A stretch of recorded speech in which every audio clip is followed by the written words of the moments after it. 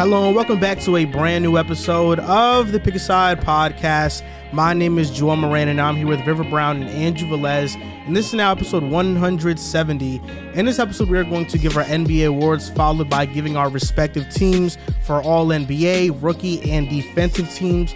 We'll also spice things up by adding some PAS awards and previewing the play-in game. However, to start off the show, SwipaCam joins us to give Nikola Jokic's MVP case.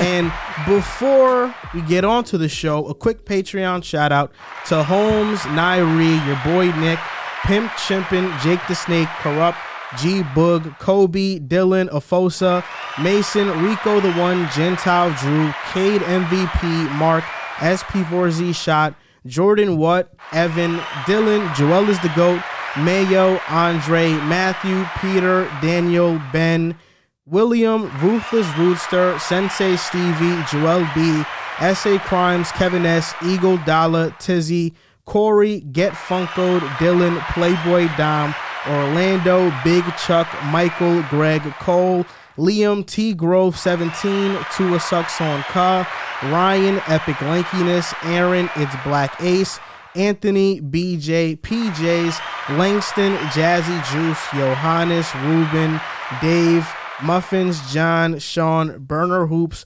Court Cousins, P. Dot, George, Hikari, Mateen, and Jay Aqua. Good old Jay Aqua. Oh my God. Before we start, I got to get this out. So I'm on Twitter the other day and Drew swipes up on something and On Blood Cuts jumps on his page and I look at On Blood Cuts profile and it's Mark Henry. Yeah. Scrolled right in with a bald head. And I was laughing for like 3 hours because I didn't know that was one of the Patreon guys. And I was like, wow, that's really crazy. Like Mark Henry looks insane in that picture. No, I love that account. This is another time where I forget the YouTube members. That's all right. Yeah. Danko, Corrupt, and Matthew. I was saving the best for last. So, SwipaCam, thank you for joining the show. Now, we remember you because earlier we made a take about Nikola Jokic and you shouted us out, which we appreciate. And I wanted you on the show because I feel like you are the face of Nikola Jokic fans. I mean, you speak for every Nikola Jokic fan. You're a Denver Nuggets fan. You are very passionate. One time I responded to your tweet, I'm like, not everything's about Nikola Jokic. Oh my gosh. But that's your fandom. You love Nikola Jokic. Now, why should he be MVP? Yeah, so number one, I appreciate y'all having me on. I love what y'all do. Obviously, big fan of the show. Y'all doing great things. Love the setup. Love the personalities y'all have. Everything you do, man. So hope y'all continue to grow and y'all blow it up, man. Take over the space, man, for real. All y'all bring some great energy. Thank you. I think it's pretty easy for me. I ask myself in terms of how do you approximate value, right? So, I've looked at the cases of Giannis Antetokounmpo all season, Joel Embiid all season, Nikola Jokic, Luka Doncic, Devin Booker, Jason Tatum. Go up and down the list. And then you ask yourself, who has had to do more in order to get their team to where they are at this point in time? So if you look at the top three candidates, Giannis, Jokic, and Embiid, this season, Jokic has been without Jamal Murray and Michael Porter Jr. All right, bet. Joel Embiid's obviously been without Ben Simmons, but Tyrese Maxey and Tobias Harris and the rest of the squad stepped up. And then obviously you look at Giannis. Giannis had Drew Holiday and Chris Middleton at different points in time. So as I've been evaluating throughout the season, I have watched Jokic do historically great, literally unprecedented things the entire season, while also being directly responsible for 46 of the Denver Nuggets' 48 wins they have this season. Now, why does that matter? So when he's been on the court, he's missed 7 games this year. The Nuggets are 2-5 without him. They've won with him in the lineup 46 games. Joel Embiid, while he's been in the lineup, I believe that the 76ers have run 44 games. And with Giannis, while he's been in the lineup, I believe they've won 43 games this year. So per se, we're going to approximate value on winning. Well, who's won the most and been the most available? Well, that would be Nikola Jokic. Now, if you wanted to say the raw data, all right, bet. So 27.1 points a game, 13.8 rebounds a game, 7.9 assists per game, 58% shooting, 65% from two, over 3% better than anything Shaquille O'Neal ever did in his heyday, who had over 200 dunks in his MVP season. I bet. One of the best mid-range shooters in the NBA, shooting 52% from mid-range. One of the best interior players, shooting 80% at the rim. And then on top of that, he's been one of the best off-ball scorers in the NBA this year as well. So I'm putting it up.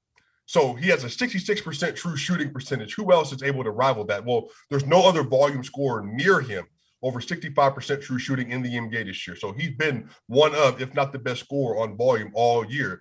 Y'all, over the last 5 games of the season, money time, right? This is the time you're trying to get into the playoff. You're trying to make everything happen. Since the straw poll came out, Nikola Jokic is averaging 37.8 points a game, 16.6 rebounds a game, 6.6 assists per game, 2.2 steals a game, 1 block, and he's shooting 65% from the field on 38 and 17. So when I ask myself, value, what have you brought to the court? How have you contributed to winning? They are literally 2.5 games away from the Milwaukee Bucks total wins this season, and they're a game behind the 76ers, and both of them have played with all-star level players this season. So my whole thing is, if Nikola Jokic can take Jeff Green, Aaron Gordon, Monte Morris, Austin Rivers, Bryn Forbes, and these role players to 48 wins on the season in the Western Conference without Jamal, without MPJ, and this is the other thing, the fact that he is shooting as well as he is, and on top of that, he's one of the only players in NBA history. Matter of fact, he's the only now 2,000 points, 1,000 rebounds, 500 assists, but don't forget about it, 100 steals as well. 100 steals. There's only 4 players in the NBA that have totaled over 90 steals and 60 blocks on the year. Guess what? Nikola Jokic is one of them. He's been the defensive anchor of the entire team all season. But here's the thing. This is the thing that people are kind of slipping about. He's obviously maybe the best playmaker, best passer in the NBA. That's subjective. You could say it might be Luka. You could say it might be Trae Young. But I would think he's the best passer in the league. Since March 1st, this is 19 games. Nikola Jokic is averaging 31.6 points a game, 13.7 rebounds a game, 7.5 assists per game, and he is shooting 62% over that same time period.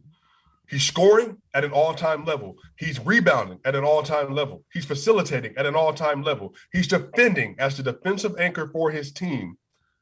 And they've won 48 games and 46 with him in the lineup, which is more than Giannis and Joel Embiid with them in the lineup. So when I add up the picture, and y'all notice, I ain't even talked about the advanced analytics, because you know what? You ain't got to have that conversation to have the MVP conversation about Jokic. But just to bring it up, just because we're going to add it in as a side piece, not even the main course, he has the all-time PER at almost a 33 overall score in PER, shattered the record.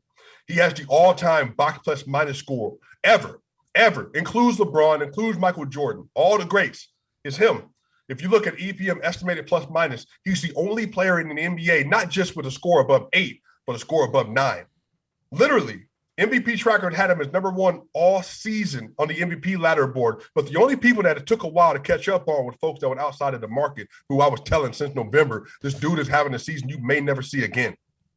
So when you ask me about the MVP award, if I'm being objective, and you saying who's contributed to winning more than anybody else, who's been more valuable to their team's success more than anybody else, I think Giannis has the second best case in the NBA. I think Joel Embiid has the third best case in the NBA. Stats, raw data, team winning, advanced analytics, on-off splits, plus minus.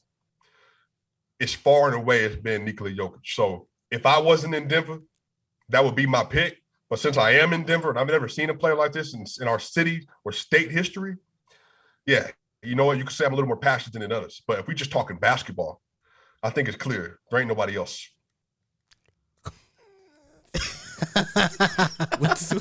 What do we like? Mic drop? I mean, like that.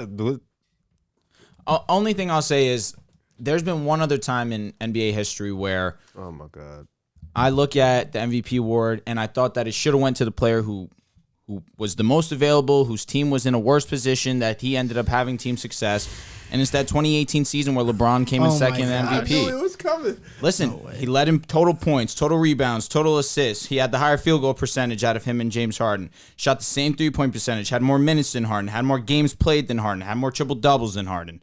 Harden's team was the best in the league that season. Were they number 1 and the Warriors were number 2, correct? They were 1, yep. So that's why Harden he had a great season for sure. He averaged more points per game. But Giannis or Embiid don't have the best team in the league. But they are in a better position. He mentioned it. They're only 2 games higher than the Nuggets right now. Giannis does it on both sides of the court. For me personally, I have Giannis, I have Jokic, and then Embiid last. Wow. So that's the only reason why. You're right. They're separated by 2 games. But in terms of impacting both sides of the court, I look at Giannis. He's the best complete player in the NBA right now. You could debate that he's the best player in the NBA right now. In my opinion, he is the best player in the NBA. So that's why I look at it in that sense, where we saw once where statistically it favored one other guy who was in a worse position that had to do more for his team to have success and didn't end up winning the award. Well, I think the difference with that is that James Harden averaged 30 points on the season.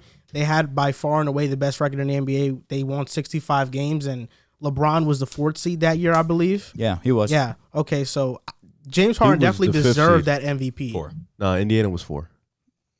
I think we were 4 from what I remember, but you could be right. No, you guys were 4th. Pardon me. Because right now the Nuggets are 6th.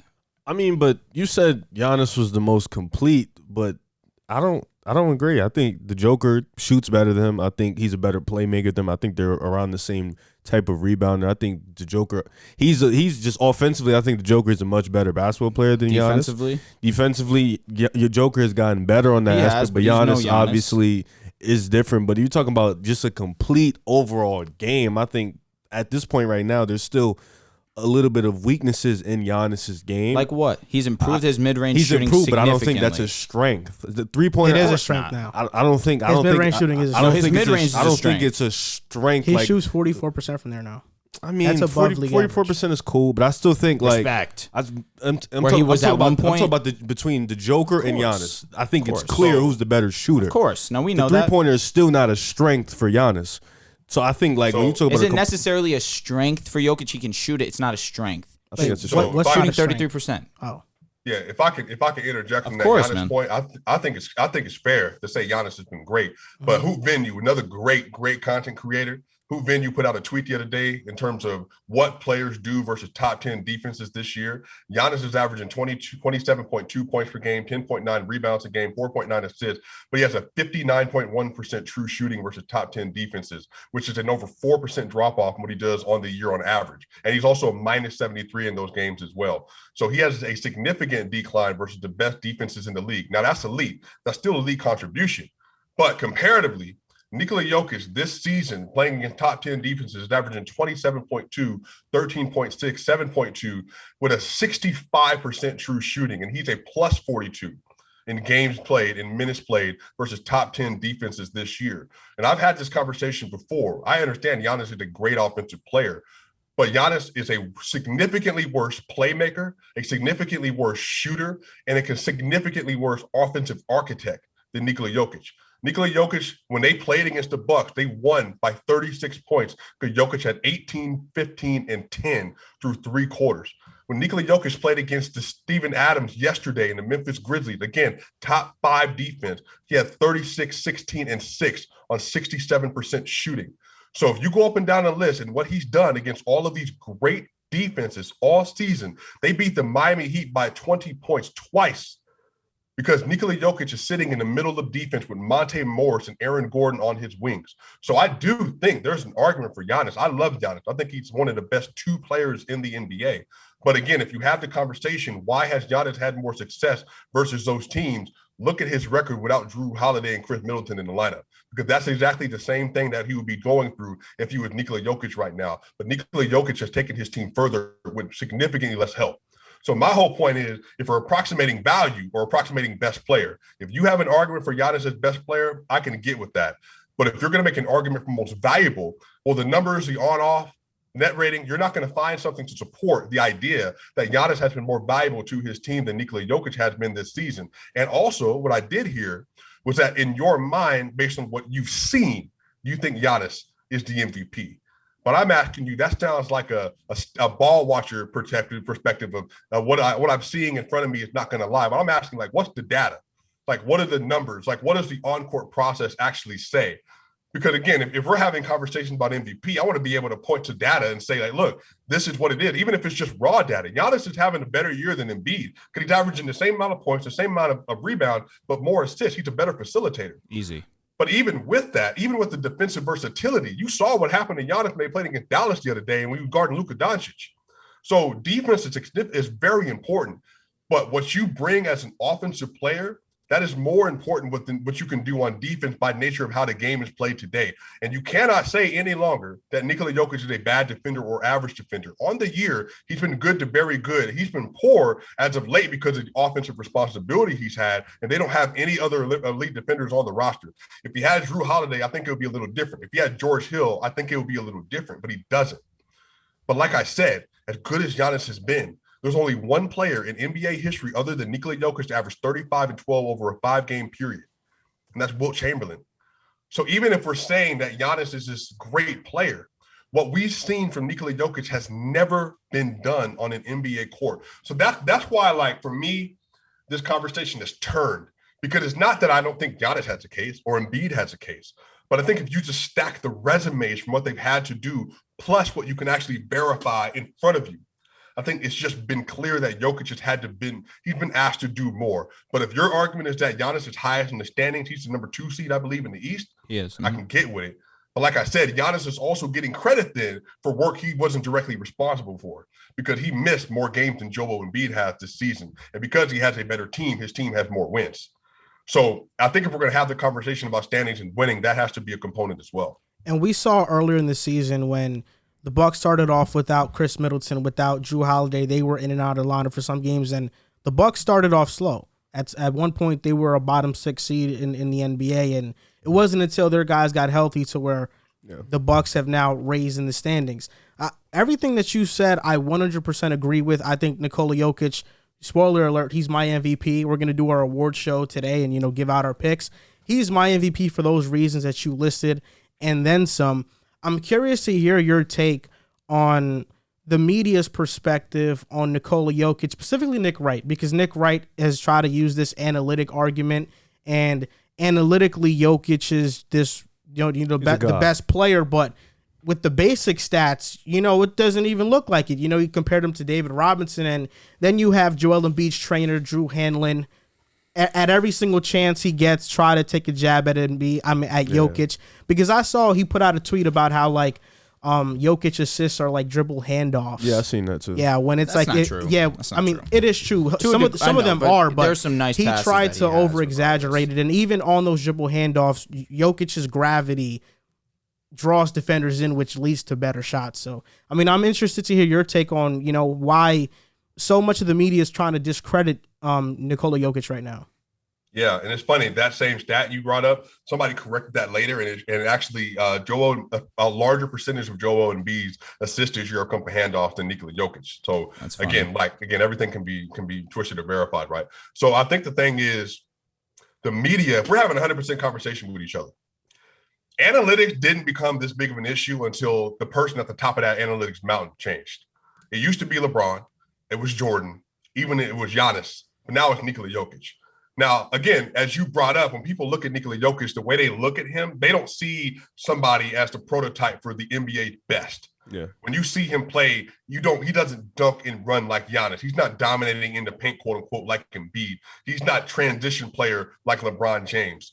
So when you watch him play, you don't have that same feeling as you had watching the historically great players, especially us in America grew up on. We grew up with Kobe, Michael Jordan, Braun, all these people. So that is the archetype for success.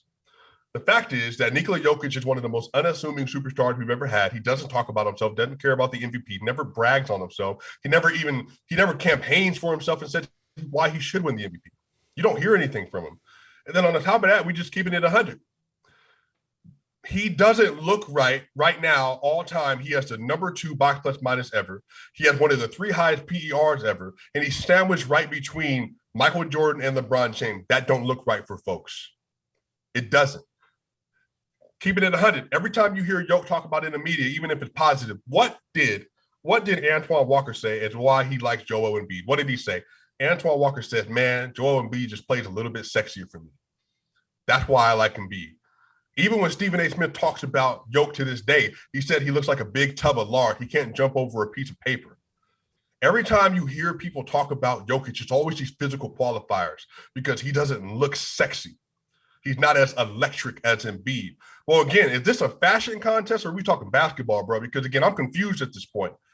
Because now it's not even about hoops. It's just about preference and your eye test. Well, hey, I don't know about y'all, but I heard the rumor in the song that eyes can lie. You can't believe everything your eyes are telling you. So I think people have an animus towards Jokic because of how he looks. He plays in Denver, and he doesn't market himself at all. He doesn't have a social media. He doesn't hype himself. And when he plays to win. Everything he does leads itself to winning. That's all that matters to him.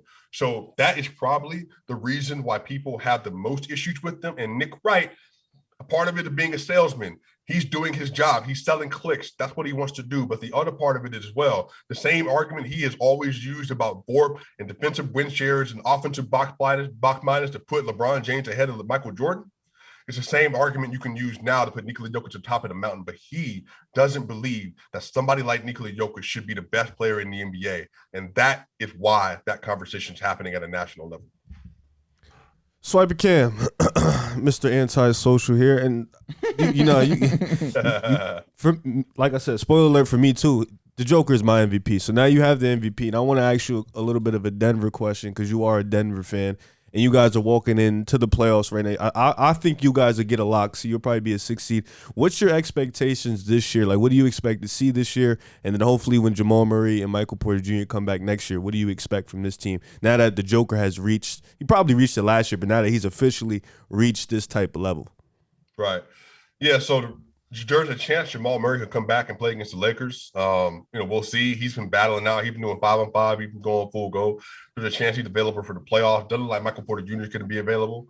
So it really all depends, man. If he can come back and give you 80% of what he is, that would help out Jokic a lot. He doesn't have another elite offensive option on the court, and he really doesn't have a host of great defenders on the team as well. There are a bunch of mid-level players outside of Aaron Gordon on that roster. And so that has been the biggest issue. They've struggled against league competition without Jokic in the game because without Jokic, they don't have anybody else they can lean on. The good thing is, and I don't think regular season, obviously, it is not a good barometer for playoff success. They were 3-1 versus the Warriors this year. I think Nikola Jokic on the season versus the Warriors averaged, 37, 16, and 7 versus the Warriors this season in 4 games. So there is a great opportunity for him to take advantage of that size matchup. Kayvon Looney can't guard him. Draymond Green is obviously too small. Having Jeff Green, Aaron Gordon, maybe Zeke Naji, having these other bigs on the court is going to help them a lot. Austin Rivers is going to be key against Steph Curry in that playoff series. They could win the first round. And then the next thing is if they stay at 6, then they have an opportunity to play against Memphis, most likely in the second round. And you saw what they did to Memphis yesterday.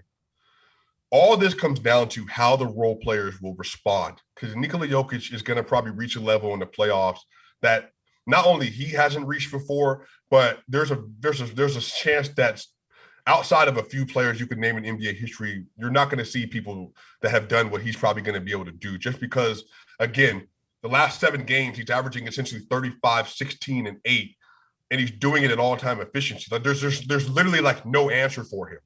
Like he stopped shooting the 3-pointer because of fatigue and other reasons, and he is shooting almost 70% from twos over the last month. Like his mid-range, he's shooting 52% from mid-range, y'all. So just imagine you put him in a playoff scenario where he's intentionally being aggressive every single play. I think he's going to be mayhem for whoever's guarding him. All that matters now are the role players: Monte Morris, Will Barton, AG, Jeff Green, Jermichael Green. Please say Bones. You have not said Bones one time. Can you? Well, Bones too, but Bones is a rookie, right? And I do think Bones is going to step up, but he's a rookie. He's a rookie, bro. I don't want to put too much on him. I get it, but he's nice, man. Please say his name once. Yeah, I think he's going to be second team All NBA. I heard some people yesterday, some all rookie voters. There's an opportunity they might put him on second team. How important he's been to a playoff seed. If y'all haven't seen Bones Highland play, I know y'all have, but I mean, he has been spectacular. He is a deep ball shooter. His handles are crazy. He gets to the rim. He's a great pick and roll player. Bones Highland has a lot. I mean, like near borderline all-star level potential if he gets the volume one day. All right, really quick, because you mentioned something that was interesting. You said that you were going to see Jokic get to a level in the playoffs that we haven't seen before. Now, just to play devil's advocate, for conversations purposes, last year against the Suns, we really saw him struggle in that series where they got swept, and we saw his play drop off from what he was normally at throughout the entirety of the season. Now, is it going to be matchup based? If they do unfortunately have to play the Suns, if they have to play, maybe, listen, I don't doubt that he's going to play well against either of these teams. I'm just saying we've seen it before where he has a matchup where he has to be 100% the guy if they want to even win a single game. Is that not a possibility, or you're just thinking that new season, new Jokic, improved Jokic from MVP Jokic already? What do you think?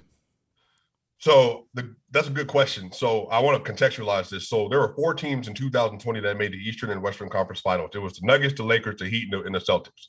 Of those 4 teams, they had 1 month off at the end of the bubble. And when he went into the season, he's the only one of those players on either 4 of those teams that played all 72 games the entire year, including carrying when Jamal Murray went down. He went from playing in the bubble, 1 month off, 72 games, playoffs, and no one else on any of those 4 teams made it past the first round that entire year. And the reason I bring that up is because that fatigue was generational for those 4 teams going into the playoffs. The fact that he won that first round, which the Portland Trailblazers were favored in, was already gargantuan enough. Y'all, again, I think people forget, he averaged 33, 11, and 6 on 50, 40, 90 shooting in the first round that year. No, he was He was all. We He was had all never world. had a player in NBA history have 30, 10, and 5 on 50, 40, 90. Jokic did that. So by the time the second round came on, not only were they missing Jamal, but Will Barton had just come off injury for 6 weeks. Monte Morris had just come off an injury. They were playing Facundo Campazzo and Austin Rivers versus Devin Booker and Chris Paul. MPJ They was didn't there. give anything. MPJ was playing that series. I think one of the things that people are forgetting is that not only were the Nuggets not healthy, but they were literally deathly tired.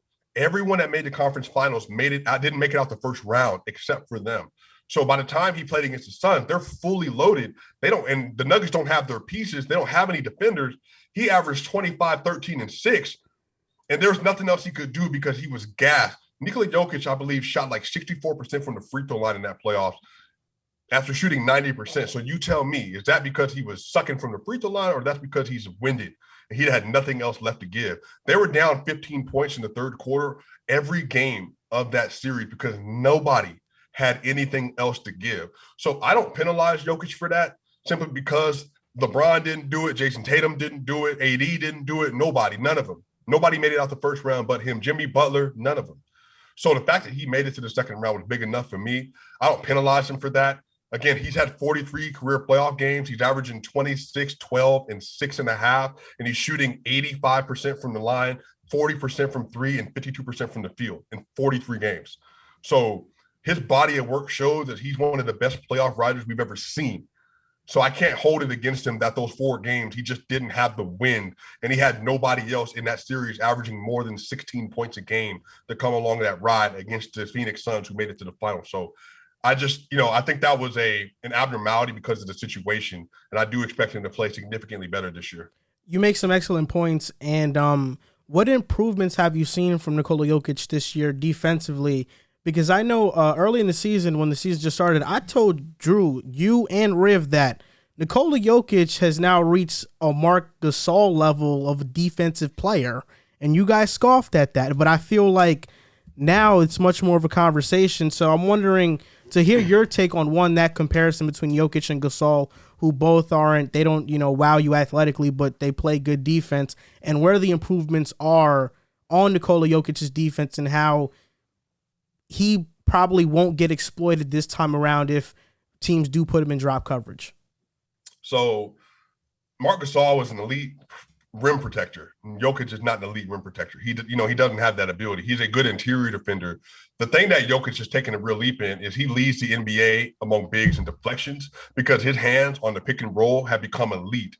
Like, he's become very good in hard hedging or hedging up to the 3-point line and defending that pick and roll. He's become better at defending lob threats as well. So a lot of his defensive ability has increased as a weak side defender and as a help defender and as a pick and roll defender. Now, the difference is pick and roll is a difficult process versus CP3 and Devin Booker because you need perimeter guards to help you in that situation. The issue will come down to this. If he doesn't get offensive help, then he will by the second round, if they make it out of the first, have defensive issues again because of the level of responsibility he will have offensively. Because that's just how basketball works. If you don't have your counterpart doing what they're supposed to do, then you're going to not have the energy you need on the defensive side of the ball. Again, I don't expect him to be a great defender, but will he be a good defender in the fourth quarter and second half? Yeah, he'll be better. But all that depends on where they are in the series and if they're actually able to give him some rest during those games. He's improved immensely as a defender. Like I said, he's one of the best big men defenders in the NBA this year. I said earlier in the year when the Nuggets were the number 2, they had a number 2 defense when he was in the lineup for about 30 games or so. But again, that has dropped off ever since because, again, you just can't sustain that with his offensive output. So he's improved, but we'll have to see, man. Like that depends on Will Barton and Monte Morris and Austin Rivers and them. They're going to have to defend because if they don't defend, then he's going to get cooked. As simple as that. Yeah. Well, thank you for being on the show again. This was amazing. I feel like you brought a great perspective and a lot of great stats to back up your Jokic MVP case and a lot of great information and facts behind everything you said. Well, I appreciate that. Y'all amazing. Thank y'all. Thank you, man. Thank you. We appreciate you. We're back. Shout out to SwipaCam for being on the show and giving his Nikola Jokic take. We are going to get into our NBA awards this episode along with NBA, all NBA teams, all rookie teams, all defensive teams, and also add in a little bit of spice. Players with the most to prove in the playoffs, most disappointing team and player award, and the play-in preview. And also let's read off some of these bad or great takes that we've had on the year. That's the reason why I tweeted that on Twitter and I posted that on Instagram because I want to see what people said. How many do you have? There's quite a few. There's not a lot, but there's quite a few. Are we getting good and bad ones or just all bad ones? I think it's mostly bad.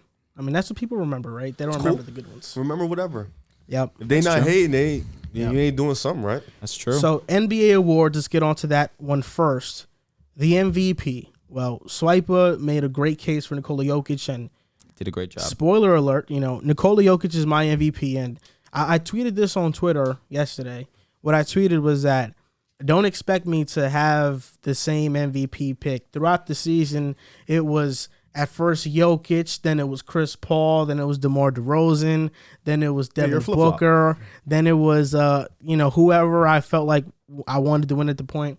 But now we got into the end, and now I actually have to be serious and not so reactionary about it. It's Nikola Jokic. I think he has been the most valuable player this year. 2,000 points, 1,000 rebounds, 500 assists, the first player to ever do that in NBA history. And I think he's been the most valuable player.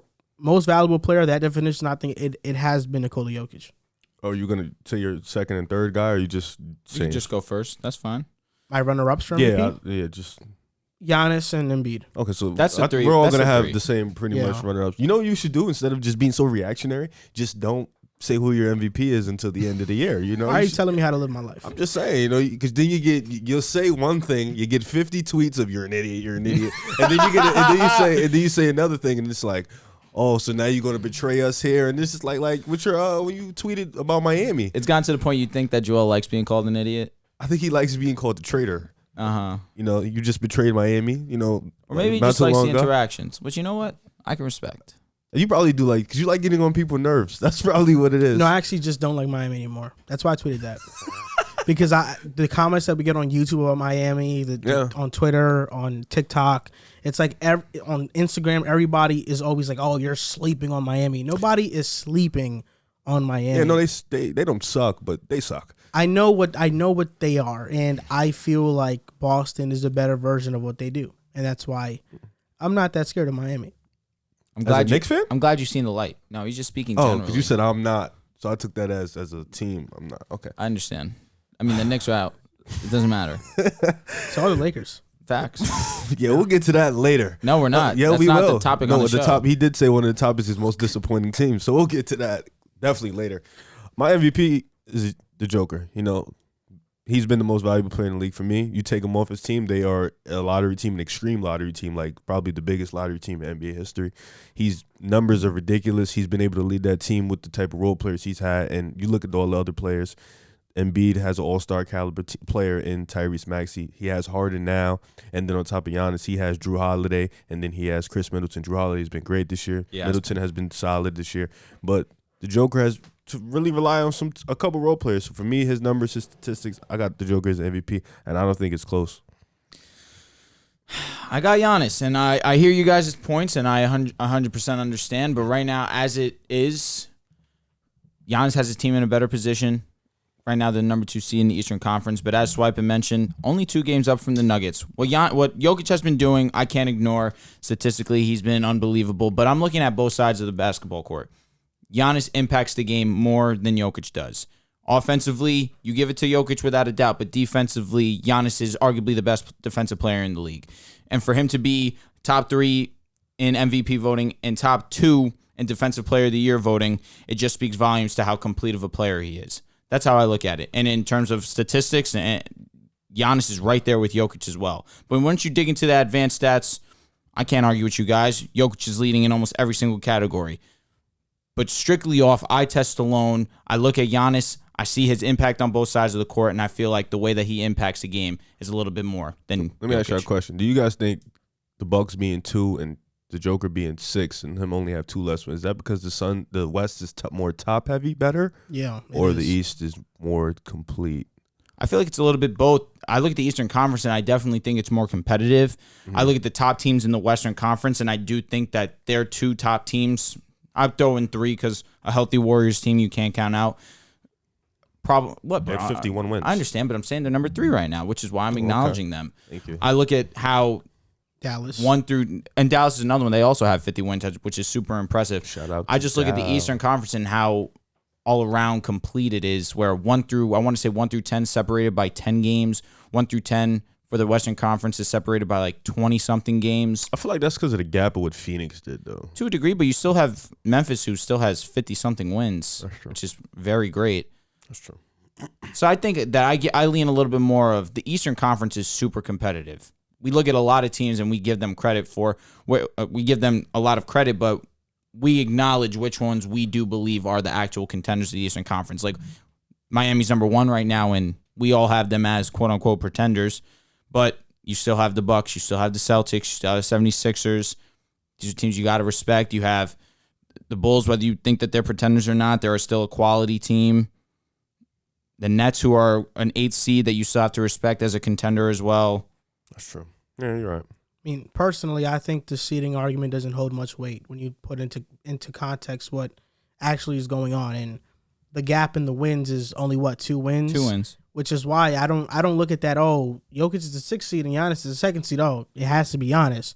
Because you look at the wins and they're pretty much identical. And when you take into account the games Giannis has missed and the games that Jokic has played in, which has been more than Giannis, you can make a better like argument. 6 games. It's still 6 more. No, I'm with you. I'm with you. Listen, my whole big argument for LeBron winning over Harden is that he was available more. He had more points, had more rebounds, had more steals. So listen, I got you. I have to hear about LeBron one more time. Can you get over yourself, But bro? that's Lose it. different because Harden and the Rockets They won were amazing, man. 65 Yeah, they were games. amazing. The Bucks haven't cracked 50 yet. They have. They have cracked. Yeah. They just They cracked probably 50. just did it. They just did it. Yep. So they're not getting to 60 wins. That's No. that's a big difference. I know what you're 60, saying, man. 60 to that's a big difference. But that Rockets team was great. Didn't Chris It's like Paul we and can't just Clint miss Yeah. time that year? Not that season. Not that year. The very next year, Harden got snubbed for the award. Ah, it was that year. He won 54 games. Giannis Okay. won 60, but Giannis won the MVP. Was that the year that Harden was? Did Harden average 35 and 18? He averaged 35 that year. The 19. year that Giannis won, the MVP. Thanks. Chris Paul and Capella missed time that year. That a was lot that of year. time. Okay. Yep.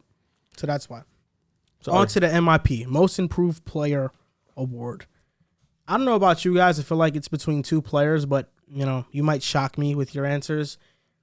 My guy's Desmond Bane. I think Desmond Bane is the most improved player in the NBA. It was between him and Ja for me. That's very interesting. I don't have Desmond Bane in my top 3. I don't have Desmond Bane in my top 3. Desmond Bane, to his respect, is number 4. I don't have Ja at 1 either. Oof. Garland, reason- DeJounte. The reason why Neither? I'm sorry, I just spit I'm on letting you. him talk. the I'm reason why I have Desmond Bane here, it was between him and Ja Moran. Desmond Bane has taken a 9-point jump in his averages, and when I look at Desmond versus Ja, I'm like, okay, Desmond Bane without Ja Morant in the lineup this season has went 19-4, and he's been the number 1 option on those unbelievable to me. with Jaren This is Jackson, of unbelievable course, to hear. on those teams. Because of that, how am I going to give Ja Morant the award when Desmond Bane, without him, is leading the Grizzlies to the best winning percentage in the NBA, basically? Listen, I don't disagree with what you're saying. That's the reason why I can't put Ja Morant as the MIP.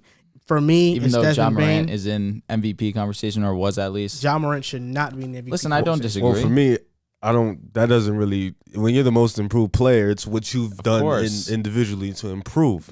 So for me, it's DeJounte DeJounte Murray. Murray. Yeah, like that. For me, he's the most improved player in the league. And I feel like all these guys, Bane has a case, Garland has a case. John Moran has a weird case because he's improved, but it's like He's been nice. Yeah, it's weird, but he also still has a case. But for me, DeJounte Murray is my most improved player in the league. And Spurs fans, please don't get excited because this is your only. This is it. That's the guy. That's my guy. You know, he's improved across the board. His leadership has improved. Him being the primary guy for his team, finally being healthy, finally being able to take the full keys. Last year, you know, he played with DeMar, so he didn't fully get to embrace that role. But now this year, being at that spot, 21 points per game, he's averaging 6 assists. It's been different. Defensively, he's been amazing. So for me, it's been DeJounte Murray. He's improved. The jump shot's getting better. The three-pointer's not there yet, but the midi has been there. He's improved as an offensive player and as a leader, and they're in the play-in, so I got to give him some shout-out for that. The reason why I lean Ja is because where I do agree with what you're saying, last season he was still a solid ball player, and we saw come playoff time he even elevated his play up a whole other level. But now this season he's averaging 8.5 more points on a better field goal percentage, on a better three-point percentage, better rebounder, not as much in the assist category, but even still we understand that he is a solid passer. Steals, he's upped his steals, he's upped his blocks. And now the Grizzlies are a top 3 team in the Western Conference. Now, I give a lot of credit to the Grizzlies as a whole. I think that they are one of the deeper teams in the NBA. I think that I look at their squad and there's a lot more than Ja Morant. Ja Morant is their best player, but as you've mentioned, without Ja Morant, they still have 19 wins this season on less than 5 losses. They're a solid roster top to bottom, but I can't ignore that Ja Morant, when he's on the court, has been nothing short of box office, and the statistics back it up. Sixth man of the year is interesting. At least I don't think so. You're saying it's not interesting. The reason why I say it's interesting is because John Hollinger I wrote that Kevin Love is easily his sixth man of the year. I respect that opinion, though, because Kevin Love really embraced that role and thrived. But he's not the sixth. He's not. He's not. John Hollinger was like, I don't know why we're giving the award to the guy who chucks up the most shots. But the reason, he's like, and if it wasn't for Kevin Love, the Cavs wouldn't be in the position that they're in. That's wrong. I agree with that. But Kevin Love has been huge to them. He has, but like what I'm saying is that Tyler Hero averaging 21 points per game. You see the growth in his game. And regardless of what John Hollinger wants to say, Kevin Love has the Cavs in the plan. Tyler Hero and the Heat are the first seed in the NBA. Exactly. I mean, and the first seed in the Eastern Conference. He's one of those reasons. Jimmy Butler has missed time. But Kevin Love isn't Kyle the Lowry's reason. missed time. Darius Garland's the reason. Mobley's the reason. But he's saying Kevin that's Love what is John- one of the main reasons. I guess, but So who's your 2 and 3? Because I think we all have Tyler at once. I want to know who's I your have 2. Tyler. I'll be honest, I didn't even do much digging for sixth man of the year because I feel like Tyler Hero has run away with this. For Ryan Hammer's list, you didn't put a 2 and 3? I did put a 2 and 3. So who's your 2 and 3? I actually forgot. Unbelievable. It might have been Kevin Love. For me, I put Kevin Love and Kelly Oubre. I put K-Love and Poole. Even though Poole has, like, you know what I'm saying? He's like swapped between starting. You know, I can look at your list. I have it right now. I'm going to look at it right now. Okay. Just give me some time. If Poole was a full-time sixth man, I feel like he would be the guy. I feel like it would be either him or Hero. Because he's a dog. He's and crazy. He's better than Gary Trent Jr. He's on a stretch that Gary Trent was on earlier in the season. Yeah, but so. the difference is Tell me. Steph's not playing. So the attention is heightened. You know what I'm saying? So now you're telling me Steph's not there, so now Poole gets more opportunity, he thrives. Also more attention. And Gary Trent, who's not anywhere near the second option, still it's easy can to do that as does. a fourth option. Easy? Can you You're stop? getting the fourth defender. He stinks. 1 was stop? Tyler Hero, 2 was Jordan Poole, 3 was Kevin Love. I like it. Yeah, I don't mind that it. was my list. Tyler Hero has been dominant this season, all season. He'll To fold shoot in the almost playoffs. 40%. That's kind of harsh to say. No, I believe it. To say he'll fold? He'll fold. That's kind of strong. Rookie It's an season. opinion. But I'm saying it's kind of strong. I can't say that it's a strong opinion. It is. Okay. Because rookie 65 wins. season. Can you make points that are valid to the argument we're having? I'm saying okay. I think it's a. Because again, bro, we could bring up how you said the Suns were a fluke, but if right? you Let's think- stay on But topic. if you think Miami's gonna fold, you have to think Tyler Hero's gonna fold with them. Not Because necessarily. he's gonna be the reason why It's they just don't fold. It's one player. I'm looking at the grand scheme of things with Miami and thinking If Miami that's why they'll folds, they fold. all fold. They're a team. They're built by. They're a team that like they all I'm have just to play saying, good. from what history's shown us, his first year in the league. Granted, whatever you want to say So about it's the a bubble, coin I flip. respect. Right As now, of it right is a now, coin- correct. That's what you're- So it's not a showing us strong. it's a coin So it's flip. not a strong take. It's just a little bit strong. Where in his first season, well, he went against the Milwaukee Bucks, who were just on a different Get time. better. I'm with you. Get better. I agree. Defensive player of the year.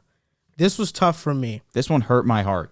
Yesterday I was doing these awards and originally I had Rudy Gobert, and then I was like, how can I have him? Especially after I just shit talked him.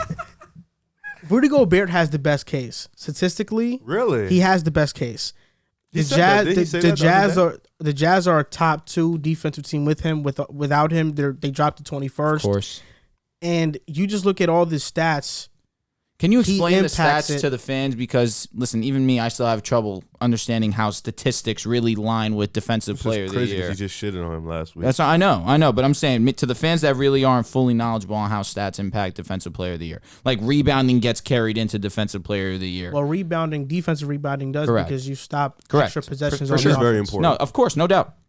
So, I mean, what's your question specifically? though? I'm just saying specifically to the fans, how do stats Like, what stats is he Correct. leading in that correct? makes his case? Or the not best case? necessarily, what stats do voters look at for defensive player of the year is essentially what I'm saying. That's the thing. I feel like with defense, there aren't many stats you can look to Agreed. to back somebody's case. Like Rudy Gobert, in terms of players that shoot around the rim, I mean, I think he's holding them, I think, at 51% or lower, which is at the top of Which the is league. great.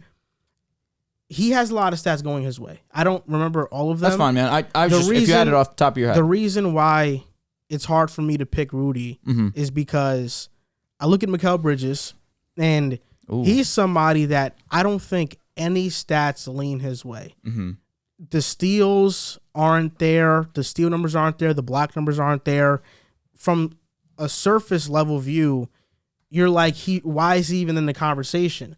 But he has, in terms of matchup difficulty, he's top 10 in the NBA. He takes on the toughest matchups in the NBA night in and night out. He's guarding Steph Curry. He's guarding LeBron James. He's guarding Jason Tatum. He's guarding every single elite offensive player, and Phoenix is second in defensive rating in the NBA currently. I look at Marcus Smart, and Marcus Smart, switchability, what he does defensively is all great, but there's a debate between him and Robert Williams in terms of who's their most important defender. And Robert Williams, you can make the case for, because of his length, because of his ability as a help side defender, he's more important than Marcus Smart. Because of that, for me, I'm leaning Mikal Bridges as my defensive player of the year. I feel like in this more perimeter-oriented league and era, players like him who guard elite offensive engines night in and night out should be rewarded. And Rudy Gobert said this on NBA Today to Malika Andrews, and I kind of felt bad because he's like, why should I be penalized for being consistent? But I'm going to penalize him. You know, although he's won and he has similar impact to those years, but I just feel like Mikal Bridges is my guy. I feel like he deserves it. Over Marcus Smart? But didn't you just Yes. said perimeter players should be rewarded more, so why shouldn't you think Marcus Smart is more important than Rob Williams? Mikal's a perimeter defender as well. No, but he said Marcus Smart and Rob, it's a toss-up between who's the most important, but you said perimeter defense is more important in today's game, so why Because Boston switches. And I was going to say, Williams Rob is on a lot. versatile. He's versatile. Smart is too, though. I'm not saying you're wrong. 6'4", and being able to defend some power forwards is impressive. and centers. Yeah. So, I mean, in the last 3 seasons, Gobert has over 4,000 shots defended total, which is the most in the NBA by a landslide. And points per shot allowed, he is the lowest in the NBA. The only person that's close to him is Matisse Thybulle That boy in locked the last too. 3 seasons. Who's your defensive player of the year, bro? For me, it's Marcus Smart. My top 3 is Marcus Smart, Giannis, and Mikal Bridges. Pardon me. Okay. That's my top 3. I don't have No Rudy Rob Gobert. Will? Nah, I don't. I feel like he was good. He comes in after Rudy. You know, I think Marcus Smart, his versatility, his defensive hustle, you know, his ability to play man to man and to play help side at that being that small, 6'4", you know, he's strong. He can defend 1 through 5. Legitimately, he can actually do that. I think his versatility is just ridiculous. He has like a similar case to like Bam Adebayo in his versatility and the way he just anchors the defense. You know, he's kind of like the heart and soul for them. So for me, I got Marcus Smart as my defensive player of the year. It's unfortunate because if Rob Will stays healthy, I'm taking Rob Will. The fact that his team is number 1 in terms of defensive rating and him being as versatile he is on defense, being able to guard the perimeter, be able to guard down low, being one of the leading block getters this season, I would have loved to give the award to Rob Will, but now that he's injured and he's going to miss some time, unfortunately, I do feel like that's going to play a factor. I'm torn between Giannis and I'm torn between Marcus Smart. Giannis again for Giannis, yes, of the course. guy that doesn't have a top 10 defense in the NBA. But that doesn't. I'm not saying that that's necessarily on him. What does that have to do with his team and his defensive player? If he's such an elite defender, he should be top 10. Draymond Green had the Warriors top 10. They had one. He was great. They for were sure. one. For sure. Clear. Giannis winning, it would be a disgrace. He's not defensive player. So because his team doesn't have defensive success, we're gonna pin that on Giannis. that should be a direct correlation. I mean, he's a big man type of Because I defender. look he's a help defender. So let's which look. should Let's help look at more. Boston. No, actually, don't do this. Look at Utah and look at the Bucks. Who has better defenders across the board? Bucks. Let me ask you this. I want to get This- my point across though, let because me I look ask- at the Celtics, right? But we look at their starting five, and they have multiple great defenders. agree. You got Smart, JB, whatever you want to say. I think he's a solid, great, No, they're all great defender. defenders. JT is a great defender, one of the best wing defenders this season. Rob Will, Al Horford. That's one of the best defensive lineups in the league. I agree. And I'm looking at, of course, you got Smart in defensive player of the year contention. You have Rob Will in defensive player of the year contention. But I look at that starting five, and defensively, they're all great. That's true. I So understand. that's why you're not penalizing Giannis. I'm just saying I'm not boasting these guys over Giannis of the help they significantly have. because how great Giannis has draws. Let's Okay. not act like For Giannis sure. has scrub but defenders. But I'm not saying that they're scrubs. I'm just saying Middleton, they're nowhere near. Holiday, Middleton Bobby is Portis. getting Yeah, overrated Middleton defensively. is getting a bit He is, overrated. but- Portis is not great defensively. I'm looking at the rest of their squad. Grayson Allen's not great defensively. It's Giannis and Drew. DiVincenzo. He's not on the team anymore. He's not on the team no more. DiVincenzo. I mean, no, I'm talking about Connaughton. My bad. I'm talking about They all Connaughton. look alike. I understand. Can't say stuff like that, man. They do. But Let I me just ask think, you a question that Mhm. this is a football example. okay. Oh God. Is there a way for a player to win Offensive Player of the Year without being on a great offense? Yes. When has that ever happened? Tennessee, Derrick Henry? not a great offense Yeah, they did have a top 10 offense. because of him. Okay, yeah. So his impact directly correlated a top 10 standing. Were they So a top 10 offense? Yeah, they were. I think Actually, they were Tannehill was six. great, They were too. 6 though. I think they were actually like top 8. So if Giannis is so great defensively and should be DPOY, the Bucks should be a top 10 defense. His impact defensively fair. Your should directly reasoning- correlate to that. Your reasoning is sound, and I understand. But I'm looking at the grand scheme of things.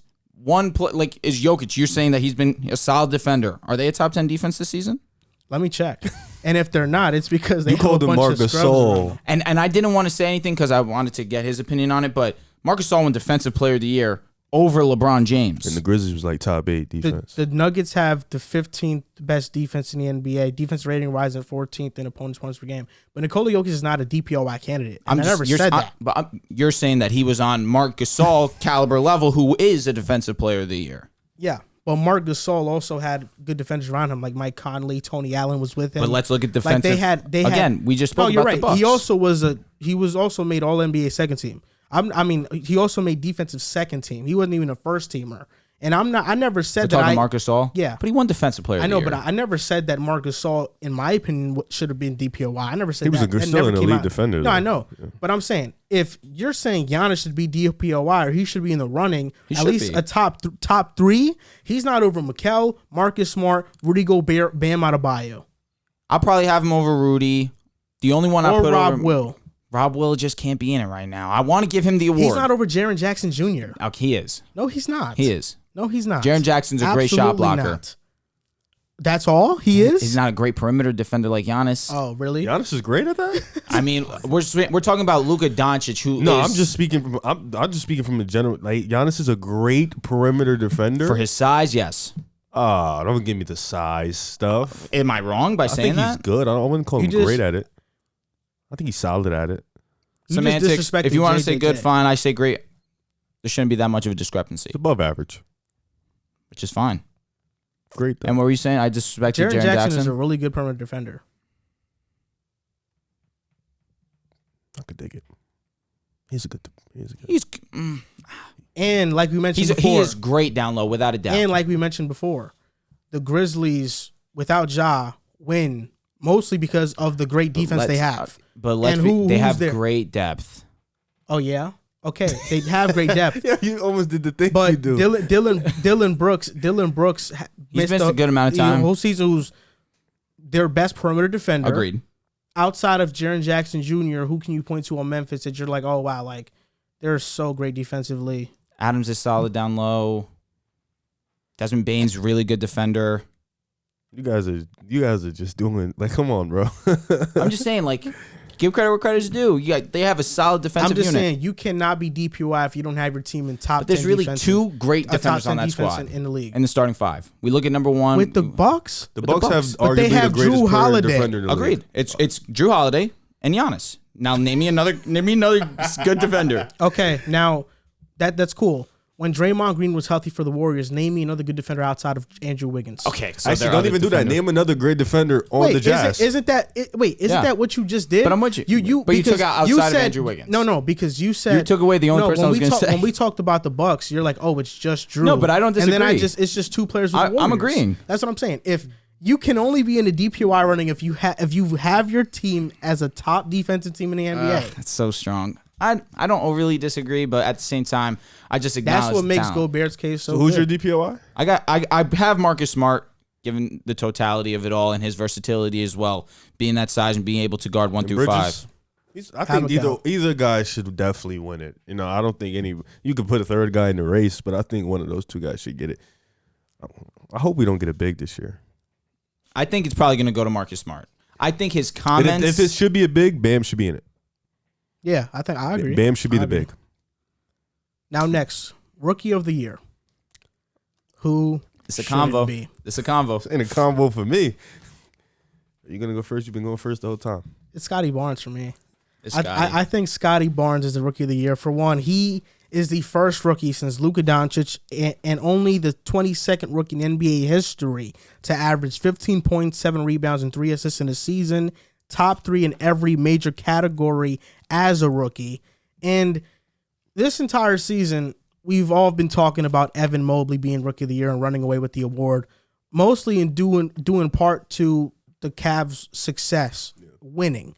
Mobley doesn't have that over Scotty anymore because the Cavs have dropped off. And you can be like, oh, but the Cavs were injured. Well, the Raptors to start the season were injured too. Pascal Siakam missed a good amount of time, and it wasn't. And no, they were still like in the play, and they were teetering above there. Right. But then when they got their star back, that's when you saw them take off. Now they're the 6th seed. Scotty Barnes is the 4th, 5th option on the team, and he's still making a significant impact to this team. I have no questions that if he was the main option on the team, he was in a losing situation like Detroit, he's putting up better numbers. Scotty is the Rookie of the Year. I don't think, because of Cade's slow start and Jalen Green's slow starts, and Evan Mobley has been consistent the entire year, I don't believe we should reward the player who has had the hottest stretch. Scotty Barnes has been good all season and has also picked it up throughout the season. Because of that, he's my Rookie of the Year. I'll say this before you go because I know where you're going. I already sent you the flick. No, I know. I don't need to say much. There's a lot defending Cade. His slow start is a little bit overblown. It was like the first week maybe.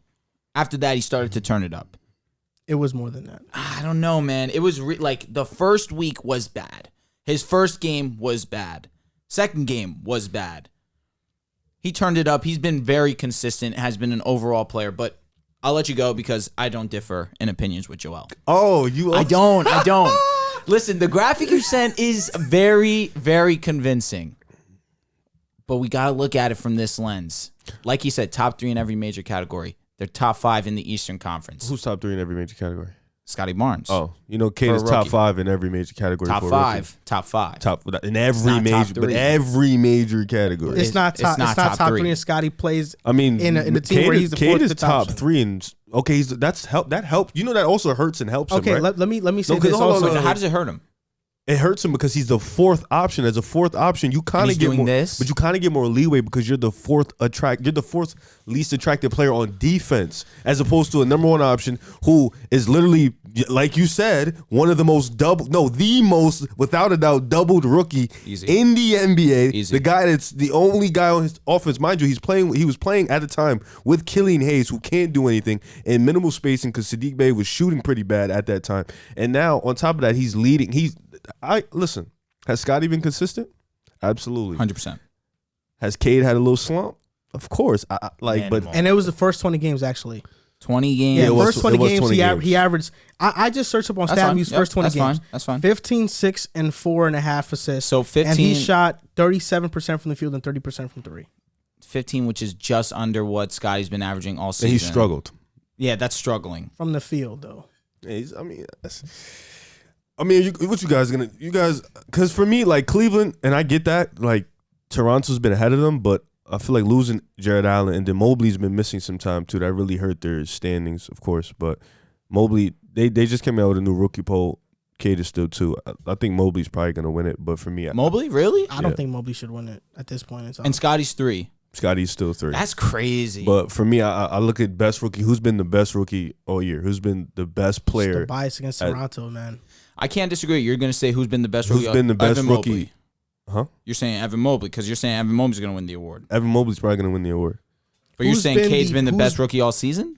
He hasn't. Who's No. been the best But rookie? that's- for you're the saying past Mobley. I was month? gonna say Mobley. That's what I I'm was saying. gonna go Yeah, Mobley. yeah, yeah. I think Mobley should be the rookie of the year. Who's been the best rookie for the past month? It's been Cade. No, Sure. past 2-3 months, it's been Cade. Cade's been amazing. Undoubtedly Yeah. been Cade, He but has been better than Josh Giddey. he hasn't played. I know. But for me, it's Evan Mobley. I don't think the injuries, like who's been the best player, obviously Cade, but Yeah. who's been the best rookie consistently throughout the whole year? I got to keep the consistency with what I say. So Evan Mobley for me, from start to finish, up until he got hurt, Wow. has been solid. Why? What do you say that? So Franz Wagner isn't here. No, Franz would probably be 4.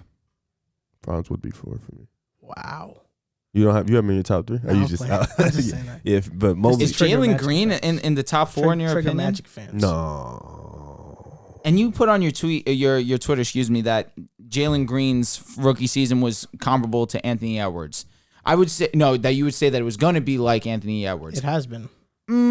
Of like the past week and a half, 2 weeks, yes. No, since the All-Star break.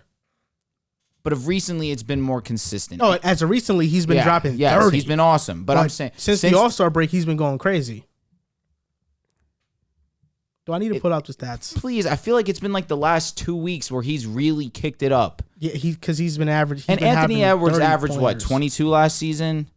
I guess it's comparable, yes, but it's nowhere near that level. What do you mean? Anthony Edwards averaged 24 post All-Star break, and even He averaged 22 for the season. What I'm saying. I know the reason why Jalen Green Let's see. While you isn't go. finishing as a top 2 rookie is because Top 3. top 3 is because this rookie of the year race has more depth. Last year was just LaMelo and Anthony Edwards. Who else was there? The third guy was Tyrese Halliburton, averaging like 11 points. I'm not mentioning like in terms of like last year's class, and I'm not saying as a knock on Jalen Green. I solely meant in the conversation of Anthony Edwards and him. Jalen Green, since the All-Star break, is averaging 22, 4, and 3 in 22 games, and he's shooting 48% from the field and 40% from 3. He's been amazing. Respect. He's Respect. getting his groove. But I don't think he should be top 3 though. No. Shouldn't be top 4. He's the best scorer in the draft, though. No, he's not. He would give Cade buckets, They played already. and he gave him buckets. Think so? Scotty Barnes a lock up Cade, though. Yo, did you watch those Toronto's? Go home, like when you go back to your crib, go watch the Toronto's games versus Detroit, and just look at the fourth quarter. So you have He's a Scotty. rookie. He's just so you have inconsistent, Scotty too.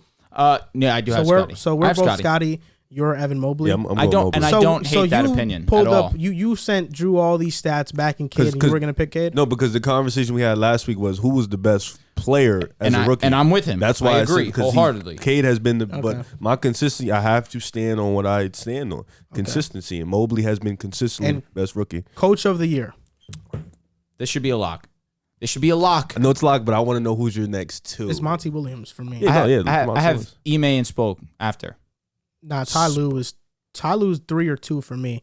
I think two is tough. Actually, have no. Nurse. Actually, wait, hold up. It's easy for me. Monty Williams. That's the lock. That's Monty the lock. Williams is 1. Taylor Jenkins is 2. Number 3 is Ty Lue. I have Monty, Nurse, Jason Kidd. I don't hate it. No Taylor Jenkins. Nah, No Ime? no. Come on. It's like all 5 of those guys legit. They You got can con- say. I just don't But know that's how the you thing, we cannot know- have Jenkins in your top 3 when the Grizzlies are winning without Ja. Did you have a actually deep look team. at the teams that they played? It don't in those- matter. A win It is has a to win. matter. A win is a win. I mean, I'm going off is like us. We had Jason Kidd. We didn't think he would do the job he's done with that roster You're right. in terms of being an elite defense and propelling them to where they at. So that's why I put him over. I think Not me.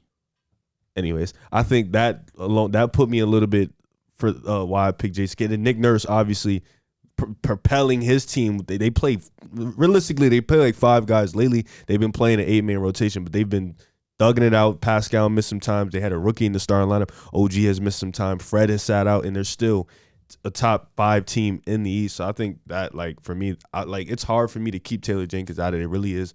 But I think those 2 teams have done a little bit more with less. And the reason why I have Spo in my top 3 is because look at the injuries that's been taking place within. Oh, Spo. No, Spo. Why do I keep thinking you say Popovich? That's all right.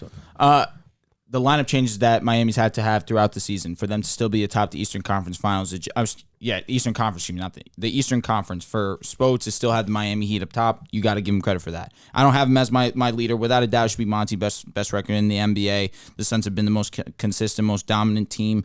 The award should go to Monty after he didn't win last season, and that was a little bit of a controversy. Got to give credit to your boy. He was great. But this season, he's shown that we're here to play and we're here to stay, and that's exactly what they've done. I think all of us are gonna have, like, you see how you have Taylor Jenkins, I have Nick Nurse, all the underachievers we realistically have picked. It was just kind of crazy because we all doubted Jason Kidd. For sure. No, you got to give respect to J. Kidd and what he's been able to do with that defense. Chris Finch should deserve some recognition. But 7th seed? I mean 8th seed? 7th seed? 7th right now. Play-in? They're locked. best record. They're locked for a play-in. Oh, Mr. 5 seed didn't get it. They folded at the end of the year. Listen, they still were great. Yeah, that take was a solid take. It was a solid It wasn't a solid because we all picked them to be a play-in team. We did. We But all it's still, did. it was You still. didn't. You picked them to be the 12th seed. No, stop lying. Don't do that. I picked them to be a playing team. Not the 7th seed, though. Playing team. Doesn't I think- matter I because they think- can lose and be where I had them at. But they're like 7 games above the Clippers. They're like 4.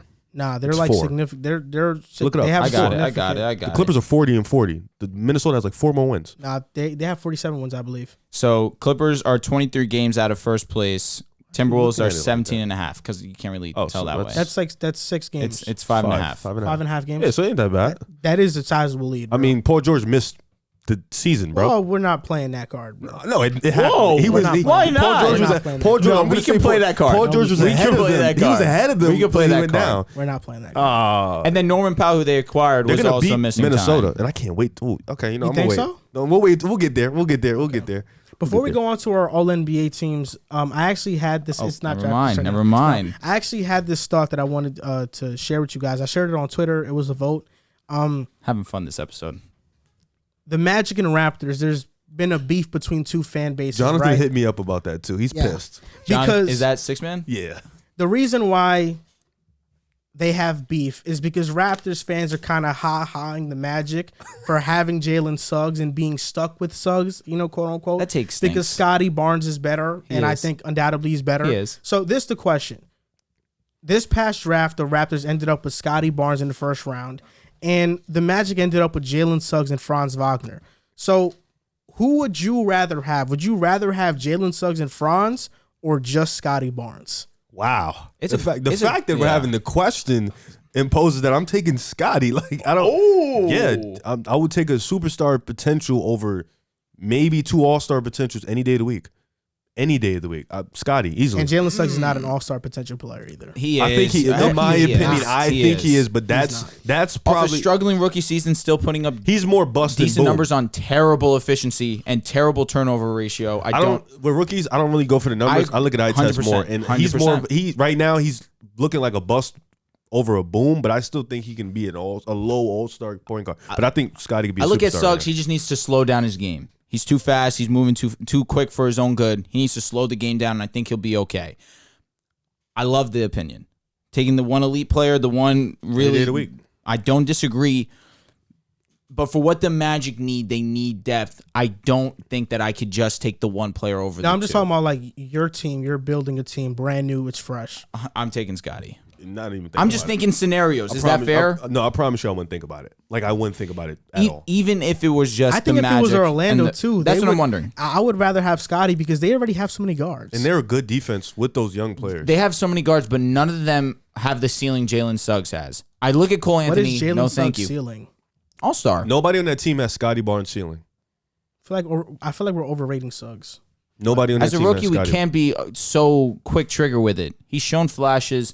I feel like if Orlando, I'm not saying he's a bust. Like he's a solid starter in my opinion, but I just don't with all the Give it guards time. coming in the NBA. I don't see Suggs, and I'm like, yeah, he's going to be with those guys.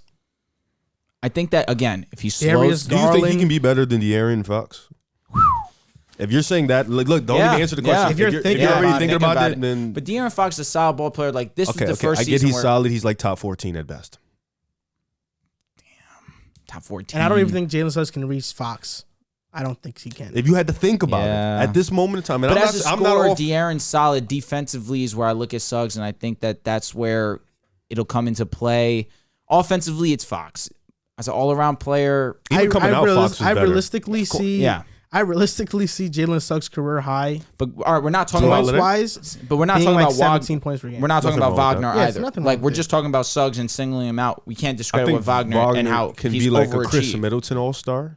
And what's wrong with that? Scotty's going to be a superstar. Probably.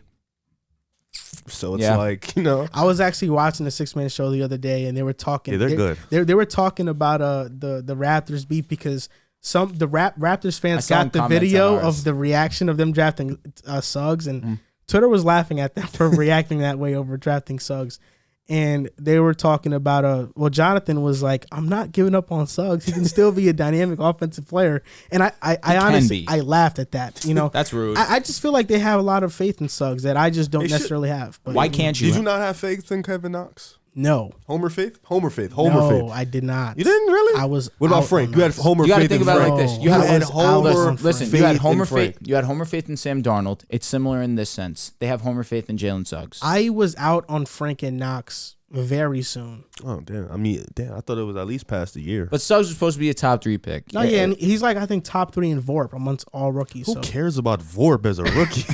Like, I hate, But again, we're talking about Suggs, but we're not talking about the Wagner. video last week, Toronto fans jumped on the video. Look at the advanced numbers. Scotty Barnes is winning. Bro, nobody cares about advanced stats when it comes to a rookie, bro. That's like the weirdest argument ever. Like, yo, his value over replacement, his block. Yo, shut up. That's a lot of Jokic too. Yeah, They look but at that's, Jokic. those are established stars. These are rookie, bro. We don't care about Vorp. I don't care about Vorp. I'm being too People harsh disagree. or towards PER as a rookie. I'm being too harsh towards Suggs. I agree. You are. think I am. I agree. Just a little bit. I don't feel sorry for it, but I am being too harsh. I'll admit it. I'm being too harsh. Respect it. We always have that one player. Yeah. But again, it's not just Suggs. If you just want to look at it from that lens, it's Suggs and Wagner. Okay. Give me Scotty and a bum, and I feel like I would take. I'll take Scotty and Killian Hayes over Suggs and Wagner. Oh my God, That's crazy. I'll take Scotty and George Hill. Swear to God, George Hill type of player. I will take Scotty and a George Hill level player at his best. Scotty is over good. Jalen Suggs. Scotty is good and Franz as Wagner. hell. I will, because George Hill is probably what Jalen Suggs' ceiling could be. It's a conversation to be had. I just think that if you want to talk about starting a team, yes, I would take the elite player. But from situations right now, Magic need the depth, and I feel like that's why I would. I feel like lean I'll that. take the Are top we- 3 over all of them. I mean, over those two. Are Say we it one right time. now fueling this Raptors and Magic beef? Yes. Yeah, hype it up. Yes. Yeah. We're hyping the Yeah. beef. I mean, what's the beef? I mean, The did you not Raptors are see in the the six playoffs. man We're in our instigating comments it. We're saying instigating it. it's emphatically the Orlando Magic? What's the beef though? The Raptors are in the playoffs. I mean, There's no beef.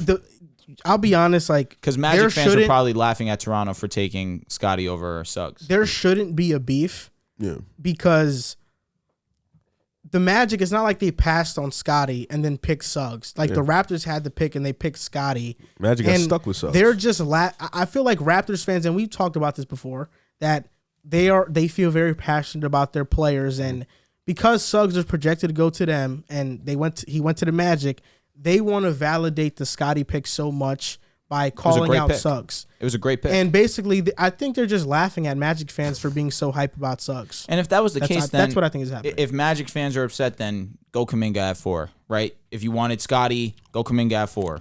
But Hey, man. you took Different Suggs. beast It is right what it there. is. F5. Y'all should have traded LeBron. Correct. We should have traded. No, I didn't say that. Interesting. Yeah, you did say that. Somebody when LeBron was on the shop, he was like, "I'll play with Steph." So I threw up this trade. I was like, "We'll give y'all Wiggs, Moody, and Couple first. the couple first, and Wiseman. And you give us LeBron. We'll set you up. Nice little future. Swing LeBron over this way. Chip. Give them Kayvon Looney too. Yeah, you can have him too. Chip. Man, it's gonna be, Run a Steph Clay I'm pool. gonna be honest LeBron, with you. Dre, He goes to the Warriors. It's You're a Warriors it's fan. gonna be hard to be a Warriors fan. That's what you are. Don't. It's gonna you're be not hard allowed. to be a Warriors fan. Nah, just cheer from afar. I might just be an NBA player because then he's basically doing what Kevin Durant did. Well, we haven't beat you in a long time. I know. It's just You guys aren't good. It's different. it's different, significantly. I mean, send over AD. Done. Oh, okay, fine. We'll give you Wiseman, Wiggins, and Moody. You can take those And three. Kuminga. No. Sorry. Nope. Need Kuminga or the deal's not happening. Then the deal won't Let's happen. just bring LeBron to the Knicks. Knicks tape. Come on, Yeah. baby. Come on, baby. Come You on. gonna play with RJ? Knicks tape.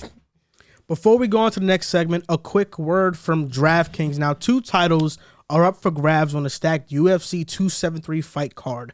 Join the action with the DraftKings Sportsbook app, the official sports betting partner of the UFC. New customers can bet $5 on any fighter and get $100 in free bets, win or lose guaranteed. If Sportsbook isn't available in your state yet, you can still get in on the excitement. Everyone can play for a share of millions in prizes with DraftKings Daily Fantasy MMA Contest. Draft your lineup of fighters while staying under the salary cap and rack up points for strikes, takedowns, and more. DraftKings is safe, secure, and reliable, and best of all, you can deposit and withdraw your cash whenever you want. Download the DraftKings Sportsbook app now. Use promo code TBPN. Throw down $5 on UFC 273 and get $100 in free bets no matter what. That's code TBPN this Saturday at DraftKings Sportsbook, the official sports betting partner of the UFC. I heard the fight card is going to be really good. Who's Do you know who's fighting? I don't. Interesting. It is in household names that like cause I don't keep up with the UFC like that. What's the UFC? UFC what? 273. All right, let's see. I heard the cards are going to be very good. Like people that are into MMA a lot are saying that it's going to be really good. Yeah, I'm kind of a casual UFC fan, so Yeah, I am too. Volkanovski versus Korean Zombie. Interesting. I know the Korean Zombie. That's pretty tough. So there's that. He's good. It's tomorrow, right? Has to be Saturday. Yep. Wow. Hey, Listen, man, I wish you didn't say that so I could actually have looked it up beforehand. I'm wondering what, last episode we tried out WWE for the first time, and we're thinking about branching out and talking about that a little bit more. Would love that. Yeah. Would love that. I'm wondering if our fans would be kind enough to drop it in the comments or even mention us on Twitter and give us their thoughts on this. What would they rather have us branch out into? Is it MLB? Is There it we go. UFC? You know they're gonna Is pick it MLB. WWE? They're begging. I'm begging, y'all. Please. It's a hard sport to really digest, It bro. is hard, but And you it's think like about mad games, bro. it is, but so is basketball. No, that's like 100 and some change games. It's bro. basically double the NBA season It's in ridiculous. total games. I'll try though. I mean, You should- Astros win you it like all. the Astros. I love them 'cause we're gonna win it all. Start with your team. Jose, walk off. Cheater, buzzer.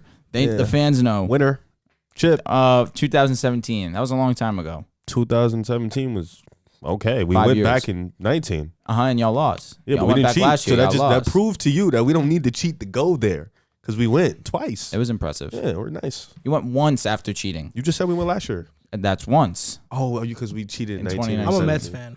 Oh God. Game, respect, game, man. The Mets are better than the Yankees this year, right? Not necessarily, but there's expectations for the Mets this season To be that better. potentially. Okay. Don't But try right to now- judge Huh? And yeah. Stanton? Yeah. No, we got a squad. and Garrett Cole. Didn't you take our picture? Yeah, we And he did. fell I thought off. you said Garrett Cole sucked. He does. I was mad. They don't was got mad. because they don't got He gave Astro a- Garrett. That's why. Correct. The cheater, Garrett. Yeah, we don't got the cheater. He gave Garrett. up 3 runs before getting an out. So I was mad. I was mad. What are your thoughts now? Oh, I was happy with his outing. To go 4 innings, don't know only give what up you're 3 saying. runs after the first. It's all right. You can just listen, gain some knowledge. Maybe, you take it in a little bit better. But 4 innings strong after the first. What, man? I'm just being real. After the first inning, he definitely settled down. The Yankees pitching as a whole settled down. Garrett Cole. Who's for our best player? us? Yeah. In my opinion, it's Aaron Judge. I think Aaron Judge is our best Is player. that your best defensively hitter or hitting. your best player? Best player, because defensively he's amazing. One of the best gloves in right field. He's your Offense. best hitter also. Him and Stanton, I would probably lean Judge because he hits for better average. Why'd you just do this? Because it's just like it's really close. Because Stan has been all world last 2 What about seasons. Glover Teixeira? That's Glover Teixeira is a MMA fighter, and you know what? Shout out, you know, and now that you say that, shout out to Glover Teixeira because that's Mel's coach. I don't know why that name was. It's their pitcher was Teixeira, right? No, our first baseman was Mark Teixeira. There it is. That's who you're thinking about. Glover Teixeira, shout out Mel. Glover Teixeira is actually the champion right now. He's a champion in his weight class. Heavyweight? Yeah, he's the oldest champion at that weight class. I thought Yannick. No, not heavyweight. He's not heavyweight. Yeah, he can't. He's not heavyweight. He's light heavyweight. I don't know. I can't. Off the top of my head, I'm not sure. He fought John Jones. No, he did not. Glover Teixeira, not for the chin, but he's fought. That's why he has to be a light heavyweight. But these guys really changed divisions. So middleweight. But yes, Glover is the oldest champion. Ew. That's respect to him, man. It's a grind. He's a light heavyweight champion. Light heavyweight. I knew it. Mm-hmm. Good shit. Thank you. But yeah, Mark Teixeira. Yeah, he's 42. Jeez. I mean, wasn't Shogun was pretty old? Shogun rule when he won. I don't know, but I'm pretty sure off the top of my head that I believe Glover Teixeira was the oldest champion in the weight class. Cool. Now let's go on to our All-NBA teams. We named our MVP and we named a bunch of other important categories too with the NBA awards. Now on to the All-NBA teams. I'm just gonna rip mine all three off. Or the first? I'll just. I think first. we can breeze through the All-NBA defensive and rookie teams, but let's start with the All-NBA teams. I think we should go first team, then we go second team. First team for me: Luka, Booker, Tatum, Giannis, Jokic. Wow, that's my first team. First team for me. And the reason, let me say this: Embiid is not on the first team, not because he shouldn't be on it. I don't agree with the criteria of having two centers in the first team just so we can give them consolation prizes for their great seasons. There's one great center in the end. There's one center that should be in the All-NBA first team. It's tough luck that it's between Embiid and Jokic. But it's Jokic. And Giannis to me is not a small forward. He's a power forward. So to me, he's the best power forward. Jokic is the best center. Tatum has been the best small forward. Booker has been the best two guard. And Luka has been the best one. And that's why I'm not putting Embiid in the first team just so I can satisfy people's just so I can be, just so I'm missing the word for it. I guess. I get what you're saying. The status quo, to fit the quota. For me, I feel like the agenda. All-NBA first team should just be the best 5 players on competitive teams. So for me, Devin Booker, I agree. Luka, I agree. Giannis, Joel Embiid, and the Joker. I feel like this year has to be. I understand you don't agree, and it's fair weird. Logic. It's weird fair that logic. They did it this year, obviously to make up for it. But since they did it, But they also did say that they can only make that team if, like, for example, if Jokic gets more votes as a center than as a power forward, then he classifies as a center. So if Embiid gets more votes as a center than as a power forward, he can't make it as a power forward if somebody else has more votes as a power forward. But Luka, because some people are classified as a guard and a forward. Like Luka is classified as a guard and a forward. Two guards, 2 forwards, and a center, or are they still classifying as certain people? guards? Like Tatum gets to be a guard and a forward. DeMar gets to be a guard and a forward. Like certain people get to be both. Depends on, I don't know what it depends on, but certain people get to be both. But for me, that's my. All right, what I was gonna say is that I'm not gonna give Embiid a participation trophy and making the All-NBA first team when he's not the best center in the NBA. He's definitely deserved to be the 5 best. We don't give a Cole Finals MVP. We don't do all these other stuff. It's one best center in basketball. My first team is on the basis of guards, 2 forwards, center. The same way they format the All-Star game.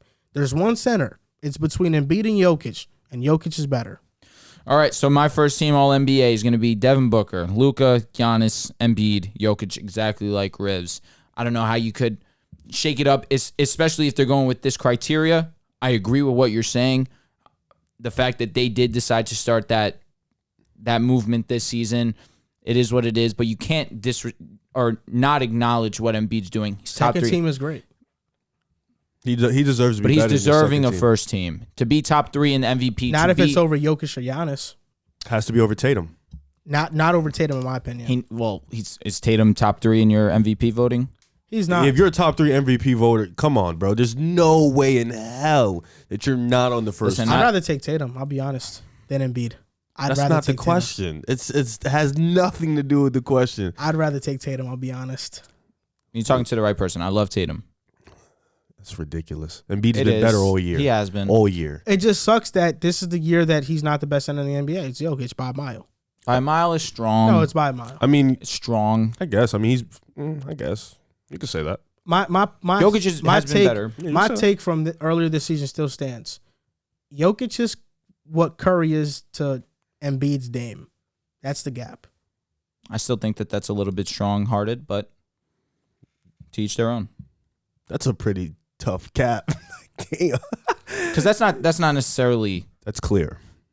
what he's saying is facts. No, I'm saying what he said. Like, if he's saying Dame is Embiid and Steph That's is, what I'm that saying. means Do you Joker agree really with that? clears. But do you agree with that? I don't think he clears. That's what I I think agree. Joker's better, but Yes. I think it's more like Steph and Kyrie. Honestly, And You again, don't think, but you said Dame is better than Kyrie before. that's true. and that's Damn, never mind. yeah. Did you give your first team already? Yes, I did. Okay. Second And team. you bud. don't have Embiid there either. I do. Okay. No, my first team, since you didn't hear me, Devin Booker, Luka Doncic, Giannis, Embiid, Jokic. My second team is Ja Morant, Trae Young, LeBron, Cat, and Embiid. My second team is John Morant, Steph Curry, Jason Tatum, LeBron, Cat. All right, we're 2 for 2. I got Ja Morant, Steph Curry, Tatum, LeBron, and Karl Anthony Towns. Now, you having Trae Young and Curry mixed match. I don't have Curry on my second team. No, I'm saying mixed match because you're gonna have Trae and you're gonna have Curry in your third team. Yeah, of course. So that's what I'm saying. I don't hate it. I don't disagree. I don't hate it, especially Trae Young has been phenomenal statistically. He's been out of this world. I believe first player with 2,000 points. It's Curry missing time for me. That's it. The only reason I don't have I can't have, I don't know, it's tough. Like, LeBron only got in because he was You know what? technically leading the league. Okay, in I'm going to switch something up right now. Cat is not on my second team. Durant's on my second team.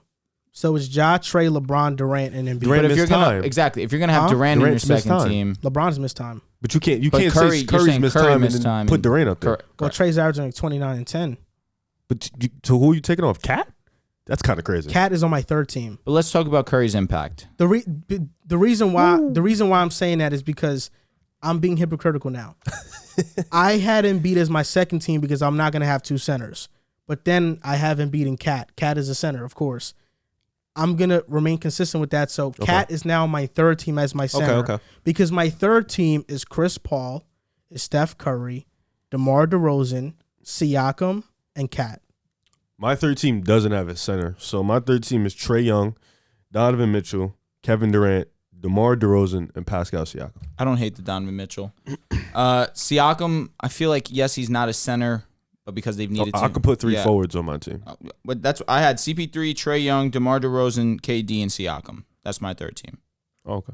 You guys all have Cat, though, right? Yeah, I have Cat on Cat's my second team. Okay. You're crazy for putting him on your third. No, it's just because I'm not going to have two centers on Which my is teams. fine. Which is fine. CP3 deserves to make an All NBA team. Donovan Mitchell's on your All NBA team over CP3. He's on my I third feel team. like it's a little strong. How so? I mean, CP3's league leader in assists. His You have team's top there. CP3. I mean, all NBA teams are it's really hard. It is is. really, really extremely hard. It is. But What I, do you think about most of these players missing a significant chunk of the season? I look at it as whose team got impacted the most when you miss time. And for that, I understand KD being. That's why KD's on my second team. Yep. And he was an MVP. He was number one. KD's for on MVP. your second team? Yeah. Oh, really? Was he? Yes. No. No, KD's on my third Yes. team. Pardon me. But KD's on my third team. But I understand why you would why somebody would put KD on the second team. But Chris Paul, I don't know. He doesn't have the numbers to be an All NBA guy. Leads for the me. league in assists. Yeah, Team is bro. it is the best team in the NBA. It's tough. It really is tough to keep him off. But I don't know. It's tough. I don't have him on my. I don't think he's been consistently. And CP3 still played Clearly- 64 games this season. Yeah, I don't think he's been clearly better than any of the guards I named. I think only the person I would probably take him off for is Donovan. Agreed. That's the one that I'm saying. That's pretty much it. But Mhm. Trey, Curry, Agreed. Job been Agreed. better. Agreed. All defensive teams. Oh sure. Now, to start off, my first team is Marcus Smart, Mikal Bridges, Giannis, Jaren Jackson Jr., and Gobert. Wow. That's my five. My all Okay. NBA defensive team, first team, Marcus Smart, Mikal Bridges, Giannis, Rob Will, Adebayo. Wow. So my first team is Smart, Mikal Bridges, Giannis, Jaren Jackson, Bam Adebayo. No Rob Will for y'all is a little. No, he's coming. He's coming. He's coming. I know he's in second team. I have Jaren in my second team. I actually snubbed Rob Will. He's not in the second team either? Nope. Yeah, you're all right. You got to redo your list. Because it's Drew Holiday, it's Matisse Thybulle, it's Jason Tatum, Bam, and Embiid. For me, it's Drew Holiday, Matisse Thybulle, Jason Tatum, Rudy Gobert, and Rob. I should take out Embiid for Rob. I think you should. I think That's the one yeah. I would probably take out, but I don't know how I can do that. It's hard. It is. That's what I'm saying. It's a tough, man. It's really tough, bro. And the injury didn't help him. Yeah, actually, yeah. Oh, man. All right, so I have Drew Holiday. I have Jason Tatum. I have Jaren Jackson. I actually have Draymond Green in here, and I have Rudy You Gobert. still have Draymond. I do. Oh, my God. He's been horrible since. So you don't have Bam. No, You have- Bam's in my first team. First Okay. team. You don't have Jaren Jackson Jr. I do have Jaren Jackson. I have Drew Holiday. Do you not listen? I'm not listening right now. Who are you missing? That's I have Drew Holiday, Jason notable. Tatum. Matisse. He's missing Matisse. Not even. No, it's name your teams again. All right, Jesus. Hey, what do we have a podcast for if we're not going to use our ears? My first team, Marcus Smart, Mikal Bridges, Giannis, Rob Will, Adebayo. My second team, Drew Holiday, Jason Tatum, Jaren Jackson, Draymond Green, Rudy Gobert. He's missing Matisse. Okay. You're crazy for that. I thought you were missing Gobert for a second. No. Yeah. Gobert has to make it. Gobert's borderline first team, but personally, I think Adebayo has been excellent, more versatile. Miami's first. Adebayo's clear Yeah. first team for me. Yeah, he's got to be. And Rob Will, that's another one. I just cannot have him miss this first team defense. You know, I'm gonna take out Thybulle. Tripping. That's what I'm gonna take out. It's either because You have I to take out can't. Embiid, bro. I can't take out Embiid, bro. Embiid's been great You defensively, have man. if you just told us, that because of your All NBA team, the Facts, best center, facts. who's been the best center? So defensively, who's been the best center? You can't take out Matisse. He's been one of the best perimeter lockdown defenders. You can't. You just can't do it. Embiid got to go. It's your list, though. You know. At the end of the day, you can do what you want. All right, I'm taking out Embiid. Thank you. I don't like that though, because he's like what? consistent. He's one of the top DPOY candidates. Not No, really. he's not. He's not. The list just came out. It's Mikal, Giannis, Smart. Not in that order, but it's those three. Gobert's over him. I think Rob was at Adebayo's 5. over him. Bam is over him too. Mhm. No way. Actually, I have the odds up right here. Ridiculous. No, you're right. He's not here. Yeah, I know. Okay, that's cool. Take his ass out. Yeah, I'm taking him out. After that, I'm taking him out. Get him out of here, buddy. So now on to the all rookie teams. 2 teams of 5. Do it. First team is Cade, Jalen Green, Scotty Barnes, Wagner, and Mobley. That's the only team it should be. I have Cade, I have Green, I have Barnes, I have Wagner, and Mobley. You have James Bucknight though. Did Bucknight make your second team? No. Okay, good. Why good, would good. he? James don't play him, man. It's crazy. He's still gonna bust it. Wow. He's still gonna blossom into a great player. You can say bust out. You go bust out. That's fair. I have the same team as you guys. Yeah, Don't need to that's the repeat only that. first team. Yeah. My second team though, I got Josh Giddey, Yep. Herb Jones, Yep. Io, Yep. Bones, Love it. Minga. Yeah, we're on point. That's my second team. We're on bucket. point. It's Ayo. Yo, I've been thinking about saying it on air, but I was like, picked up you know what? Let me not. Picked up Cum Bucket. That's really his nickname. That's insane. That's fire. It's hilarious. Ayo, Giddy, Herb, Highland, Kuminga. Oh, you want people to listen to you, huh? That's why you He got all was quiet. waiting. He was Unbelievable. waiting. He's like, y'all done? You guys, Y'all done? Oh, okay. you guys got quiet though. You guys stopped talking. Mr. Cum Bucket. Yes, sir. Name Yes, section. my rookie second team is Giddy, Io, Herb Jones, Bones, Kuminga. No Austin Reeves? You're such a bully, man. You're such a bully. So let's get to these Let's, pick a side awards, man. yeah, we're gonna get to those right now. But let's recap All right, let's do it. what we just went through. So for NBA awards, let's give our NBA awards out. MVP Nikola Jokic, MIP Desmond Bane, Sixth Man of the Year Tyler Hero, DPOY Mikal Bridges, Rookie of the Year Scotty Barnes, and Coach of the Year Monty Williams. For me, MVP the Joker, DPOI Marcus Smart, Rookie of the Year Evan Mobley, Most Improved Player DeJounte Murray, Coach of the Year, Monty Williams, and Sixth Man of the Year, unanimously, Tyler Hero. Should be unanimous. Okay, my MVP is going to be Giannis Antetokounmpo. My Defensive Player of the Year is going to be Marcus Smart. My Rookie of the Year is going to be Scotty Barnes. Most Improved Player, John Morant. Coach of the Year should be unanimous also, Monty Williams. Sixth Man of the Year, Tyler Hero. For the All-NBA teams, my first team, Luka, Booker, Tatum, Giannis, Jokic. Second team is Ja, Trey, LeBron, Durant, and Embiid. The reason I have Embiid on the second team is because I'm not putting two centers on my first team. This is a competition. Third team, Chris Paul, Steph Curry, DeMar DeRozan, Siakam, and Kat. And for me, my All-NBA first team, Luka, Booker, Tatum, Giannis. Oh, I'm so sorry, y'all. I was reading yours. That's my okay. All-NBA first team, Devin Booker, Luka, Giannis, Embiid, the Joker. My second team, John Morant, Steph, Tatum, LeBron, Kat. My third team, Trae Young, Donovan Mitchell, KD, DeRozan, and Pascal Siakam. All right, so for my All-NBA first team, I have Devin Booker, Luka Doncic, Giannis Antetokounmpo, Joel Embiid, Nikola Jokic. My second team All-NBA is going to be John Morant, Steph Curry, Jason Tatum, LeBron James, Karl Anthony Towns. My All-NBA third team is going to be CP3, Trae Young, DeMar DeRozan, Kevin Durant, Pascal Siakam. All defensive teams. My first team is Marcus Smart, Mikal Bridges, Giannis, Jaren Jackson Jr., and Rudy Gobert. Second team, Jrue Holiday, Matisse Thybulle, Jason Tatum, Bam Adebayo, and Rob Will. You guys bullied me into taking Joel Embiid out. Rob Will should be in your first team. I feel like Embiid should be on here. I feel like he's getting snubbed. You think so? I do think so. You need Rob Will in your first team. The both of you. Not over Gobert, not over Jaren Jackson Jr. Easily should be over Jaren Jackson. You think so? Yes. I don't know. My all defensive first team, Marcus Smart, Mikal Bridges, Giannis, Jaren Jackson, Bam Adebayo. My all defensive second team, Jrue Holiday, Matisse Thybulle, Jason Tatum, Robert Williams, and Rudy Gobert. It's a good team. Change a few things here and there.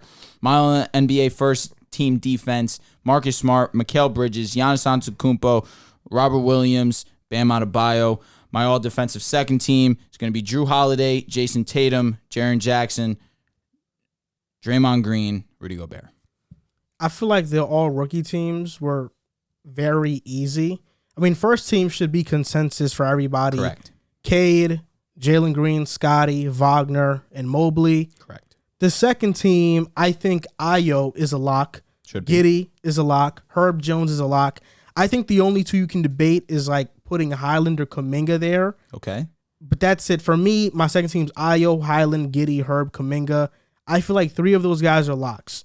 Highland and Kuminga can be debated, but they're on my team. For me, my rookie first team is clear. We have the same list, and my second team is Giddey, Herb, Ayo, Highland, Kuminga. For me, those are the five locks. Those have been the next best five rookies in this draft class. You could debate a couple other guys, but honestly, I don't see it because these guys have done it for a longer period of time. I hope you guys enjoy hearing it 3 times in a row. My rookie first team, Cade Cunningham, Jalen Green, Scotty Barnes, Wagner, Mobley. My rookie second team, Josh Giddey, Ayo Dosunmu, Herb Jones, Bones Highland, Jonathan Kuminga. So the players people might give us backlash for is not having Chris Duarte on here or Alperen Şengün. Word. I'm okay with that. Me too. You can hate on it. Yeah, I feel like Chris Duarte shouldn't be over Nishan Highland. Bones. Duarte had a great start.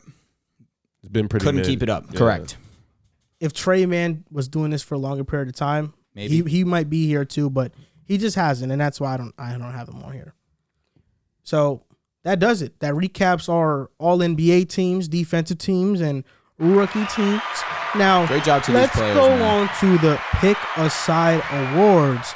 But before that, let's give a shout out to Knack Bags. They have been kind enough to sponsor us, and also give us their great book bag. It's called Knack Bag. Come here. Let me be the model. You be the model, Drew. You're the best looking guy here. Thank you. I appreciate that. Cap.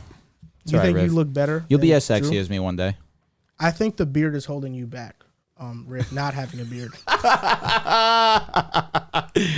Listen, bro, you're cute, bro. Don't ever think otherwise. You know that. Pretty, bro. Okay. All right. All Bro right. said the beard is. Why you say that? Because you have a profile picture with a fake I look beard handsome on. in that. And the re- Yo, and the that reason- is so funny that let me know photoshopped- now. I look handsome in that, don't I? No, you do. And you know you do, and that's why you know you look better with the beard. Oh man, It might never come in, bro. dude, one day you got to pray on it. Nah, that's cool. I think I look good regardless. So shout out to Knack Bags. They've been kind enough to sponsor us, and this book bag has been quite amazing. I've been taking it to school. I've been packing it up with a lot of great stuff. It has a main compartment. Basically, whatever you get in the book bag, you got the two main compartments, but it also is a suitcase, and you can fit a lot of stuff in this bag. If you want to go hiking, if you want to go traveling, the Knack bag is the bag for you. It has a hidden water bottle compartment, so you can, stack some waters in your bag.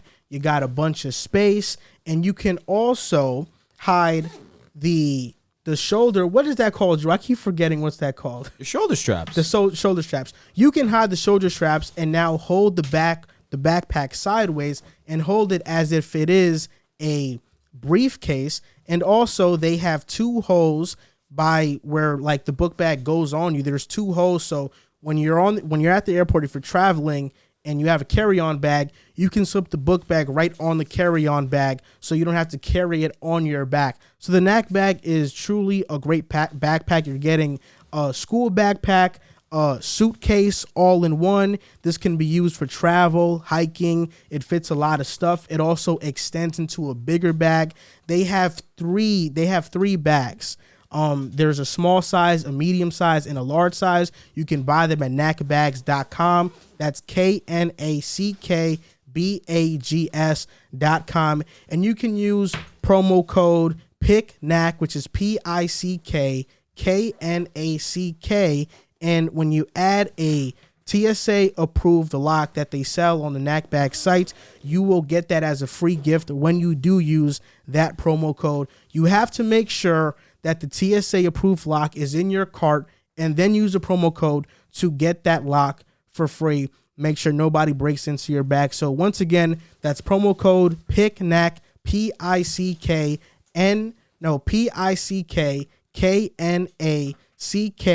at knackbags.com. It's truly an amazing bag. And Drew is jealous over me because I wish I had it. I wish I had it. And I'm hoping that Knack Bag sees that beautiful presentation that I just did for them and they send me one myself. Yeah.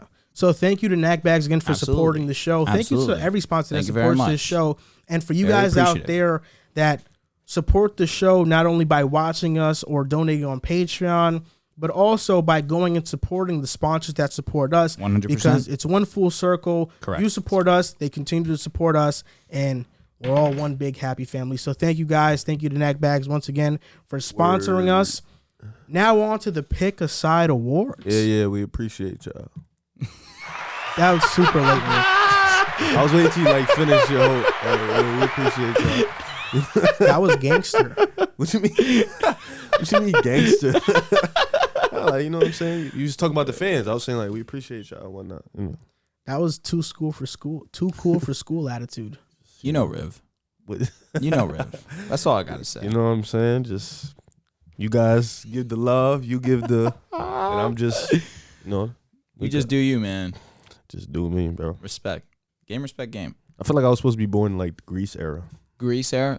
Why? Cause I'm too cool. Like medieval times? No, Greece, when they had the black jackets. Roman era? No, Greece. Oh, yes. Greece. Like Saturday Night Fever. What era was that? That's like a John Travolta. I'm talking about 60s? Yeah, something Maybe early. Nah, the disco era. Like the fonts, so 70s. Okay, 70s, You said 80s. 70s? 70s, 80s. I think it's the 80s, actually. 80s? I think it's the 80s. Disco era? Yeah. Okay. I feel like that 70s show, I'm Hyde. So it is 70s. You're right. Hyde. That's you? I think so. I don't think you wanted to live in that era. No, I probably wouldn't, but because they ain't got no TV. But I like going outside. Yeah, no phone, bro. Maybe I don't need it. Maybe I need to get out of it. Maybe. I mean, you are on your phone for 17 hours. Maybe I need to stop. Maybe that's why my brain is fried. It might be, man. Yeah, maybe I got to stop. Go outside, meet But, people. you watch a lot of basketball. You got to keep up. I'm a bit antisocial, though, so maybe I need to go outside and experience these new things. You need to meet up with Roddy I went to Ricch the to see movies how he by handles it. myself the other day. I did it one time, never again. Why? Why will I never do it again? Yeah. I just was miserable. Really? I'm a person that I like the interaction. I like to talk while I'm watching a movie. You I know talk people don't too like damn that. much. That's just me. I Maybe was in that's there why I do what I sitting- do. I was in there sitting and I was the happiest I've ever been in my life. I was watching Spider-Man Homecoming, and that movie's great. Mid. But I left that movie theater thinking it was mid. It was mid. It's not. It's not. Pretty mid. Nah, trust me, it's Why? not. Because you went again with people? Nah, because I saw it again with someone, and I just had a way better experience. For some reason, I just like to So the watch person movies with makes someone. your movie. It makes the experience more enjoyable. So the experience is lit, not the movie. Yes, I'm a big experience individual. So the movie is mid. But I like the movie now. Okay. That's because he ties in the movie with the experience. Makes Exactly. sense. The movie was mid to me, bro. I can't watch movies twice What? for some reason. I can only watch them once. You know what? And I'm gonna gotta say Watching know them what's twice gonna is too happen. much of a I'm gonna say drag. this, and I don't care what anyone says. When I first watched Frozen for the first time, I watched Frozen 14 days in a row. I've watched Shrek 1,000 times. Amen to I'm that. I'm What's wrong forced with that? to watch Shrek. Bro, Shrek's goated. I can't watch it 1,000 times. I know what's gonna happen every time, every single time. And in the morning, yeah, like I'm I hate- making waffles. I hate it, bro. Dude, he's goated. Donkey. Yeah, I can't do it. Maybe like if I would have watched it 8 times as opposed to 1,000. I watched it 6 times in a row one day. You know how terrible that is? I don't mind it. Yeah, all right. Yo, Donkey. Have you seen Shrek 2? yeah. Ugh, so good. Okay. You'll It's a see. Pixar film, right? No, DreamWorks. This DreamWorks. guy, Pixar. Noob. Pixar young is guy. good though. Young guy. Amazing. Yeah, it is good. Don't get it But twisted. Dream, come on. Come on, it's DreamWorks. DreamWorks. You gotta know that. DreamWorks, man. I'm not cultured in that aspect. You could tell. I'm not cultured. I'm more of an anime guy. You guys know that. Dude, are. Demon Slayer. Good as hell. Why didn't you watch Ranking of Kings yet? Because Demon Slayer, I need to finish it first. What is Demon Slayer? Demon Slayer is insane. I don't want to spoil too much, but it's I'm not gonna watch it. honestly, it's in the name. You have this guy. His name's Tanjiro. His He Anime? slays demons. first episode, tragic things happens. It sparks a whole journey for him, Anime? and now he kills The demons. tragic thing that happens Don't is that, spoil it. It's it's the not first a- episode. I it's know, not but a don't say spoiler, it. bro. But it's crazy. I didn't know it happened. but it's not a spoiler. It is. No, it's not. If you tell him, I'm gonna be mad. Okay, be mad. This is Basically, unbelievable. Demon Slayer. The plot of the story is that his Whoa, whoa, whoa. sister, Don't say too much. Okay. his sister turns into a demon, and now he goes on a journey to try to save her. Okay. That's yeah, basically yeah. Okay, I thought you were gonna say the other thing. Demon That's Slayer basically it. Yeah. trying to slay demons. Correct. His sister's All right, a demon. perfectly done. Yeah, Perfectly that's done. all it Sounds was. pretty Perfectly simple. done. Yeah. But Ranking of Kings is an anime that I just finished watching, and I just got recommended a video on YouTube about Boji's cutest moments, and I can't wait to watch it. I'll tell you what, everyone's loving this question mark tweet at me. Because What you're a question It was weirdo. hilarious. What Bro said, question bro mark? said, look at my dad and see. my mom. That's not what I said. I said I love my mom and dad. Let me see. It's Sierra, Day Night with Bay, with Russell Wilson. Oh, I thought you quote No. tweeted it. I did quote tweet it. I said I love my mom and dad. And I just put a question mark. And I It's like- absolutely pissed my pants when I saw that. It was hilarious. it's just like, what are you doing? I liked it, and I let you have your 15 minutes of fame. Ratio. I don't know what it is, but Riv tends to ratio people. Because Riv has the subtle, funny tweets. Subtle, funny tweets hit. This is a subtle, funny tweet. It's I hilarious. ratioed him the other day. He gonna send it back like ratio. L, right? I saw that. I didn't like He it. had me crying. Maybe I did. I don't No, remember. actually, it's close. It's close to being over years now. Really? Ratio is the dumbest thing, with all due respect. It's so stupid. It's funny at times. It is. At extremely I think it is. funny. I think it's actually one of the best things that happened to humanity. Oh my God. You just say ratio. It's like everything you A say after thousand that is likes. like everything you No, say after that is ratio has ended good discourse. It has. Yeah. So it's the Because greatest somebody thing ever. come now. Yeah, I was joking. Okay. Somebody comes with a comment, you just like ratio, and then like everybody starts you get a laughing. ratio, and then you don't even Everybody have- just kind of just starts saying it. It's just like you don't want to talk It's just anymore. it's just being ratioed is such a bad feeling. It's like a stab in the chest. It is. It is. I don't know what it is about it. It's like psychology. It's just like What did you damn. even say that I was like that I commented on? Joel, you be tweeting I so much. I'm totally not scaring. forget. I'm You not said, going back. You said I haven't some- been tweeting as of Yeah, recently. you said something. And I was Joel, like, this bro, takes come on, bro. You got stinks. an image to keep up. Yeah, I know. You're a good guy. Come on, bro. You're almost at 1,300. I'm so close to You're it. doing your Damn, thing. how much am I at right now? 1282. Bro, Wow. Twitter famous. That's fantastic. I hope. I'm almost at 400. Getting there. Not 1,040. You didn't have to say that. You see how he just What, fronted bro? on I'm me? just- No, I you didn't. didn't have to say that after We said me. his. You said yours. I said No, but mine. I felt like that was like you Can could have said stop, yours bro. before Not me. everything's a competition. Everything is a competition. Trying to rule the world. Come on, bro. We're all brothers here. I don't even look at you like that. That's mean. No, I'm just messing with Thank you. right, let's go on to the next topic, man, before my feelings really get hurt. Player with the most to prove in the playoffs. So these are pick-a-side awards. Is this really an award? Player with the most to prove. I guess is it's an just award? like the Title. It's their title. Okay. Pick a side list. I guess this would be our pick-a-side award. The most disappointing team and player. Yeah, so you get a big, fat, ugly award. Yeah. So disappointing player, like in the playoffs, we're gonna do that, or we're saying like We can this definitely season? do that. I thought we were saying disappointing as in team. We could do that Both. too. Doing both. Player and team. Can't escape this. But okay, I guess we shouldn't really call this pick-a-side awards then, right? Because Titles. these aren't awards. Pick aside titles. Okay. That sounds a little bit better. Acclamations. I mean, we can Okay. get pick a side awards after the playoffs. Okay. I like that. We can. I love that. Okay, yeah. That's Love it. good. So Thanks. This guy, big brain. So let's just name this pick-a-side titles Let's do it. or pick-a-side expectations. I don't know. There we Sure. go. That's why you're the Pick-a-side brains of the expectations operation. and disappointments. All right, that's what it's going to be called. Why not? So player with the most to prove in the playoffs are pick-a-side expectations. What player heading into these playoffs has the most to prove? This one, borderline too easy. DeMar DeRozan, where he's had a whole career of having people look at him and see him as this playoff choker, drops off when he comes into the playoffs. And I don't hold it too much against him. He's going against LeBron, a juggernaut in the Eastern Conference. He's not the only person to run into that wall and not be able to move forward. You can't really hold it against him, but there are going to be expectations on his shoulders to perform at that level to propel them. For me, I'm going to go the opposite way. Zach LaVine, the Ooh, guy I who's like that. never Love it. played in Love the it. playoffs. Love you it. know? A guy who's expected to take that next jump. Expected. We look at Zach LaVine as one of the most talented scorers in the NBA. We look at him as a guy that we expect him with the 100%. with the level of skill he has and talent should be in that conversation with Devin Booker, with Donovan Mitchell. No but doubt. he has no playoff experience, so we expect this man to come in and definitely prove us wrong. Definitely, if not wrong, definitely prove us Right. something. Prove us Definitely right. prove us right. Or prove that he can be in that upper echelon is of guards. So for me, it's Zach LaVine easily. Love it. You mentioned I have 4 players. God You mentioned Can DeRozan. you just give one? I kind of Why want do to you give got to up go? three. No. You said 3 and then said 4. Titles. All right, we give him because one and one. because you said DeRozan, and that's why I can't. That's you it. know. You got to pivot. Number so 2. now I have 3. Do you think? Jimmy Butler. Ooh. He choked in the playoffs last season. I believe Jimmy Butler is a bad playoff run away from being shipped out of Miami. Ooh. Number 2 is James Harden. You leave Houston to go to Brooklyn. You Great. leave Brooklyn midway. You join Philly, and you haven't looked good since the first 4 games you joined Philly. And they got you to make a run in the playoffs. If he has to prove that he's still that all-star, superstar caliber player. And my last one is Luka. Got to get out the first round.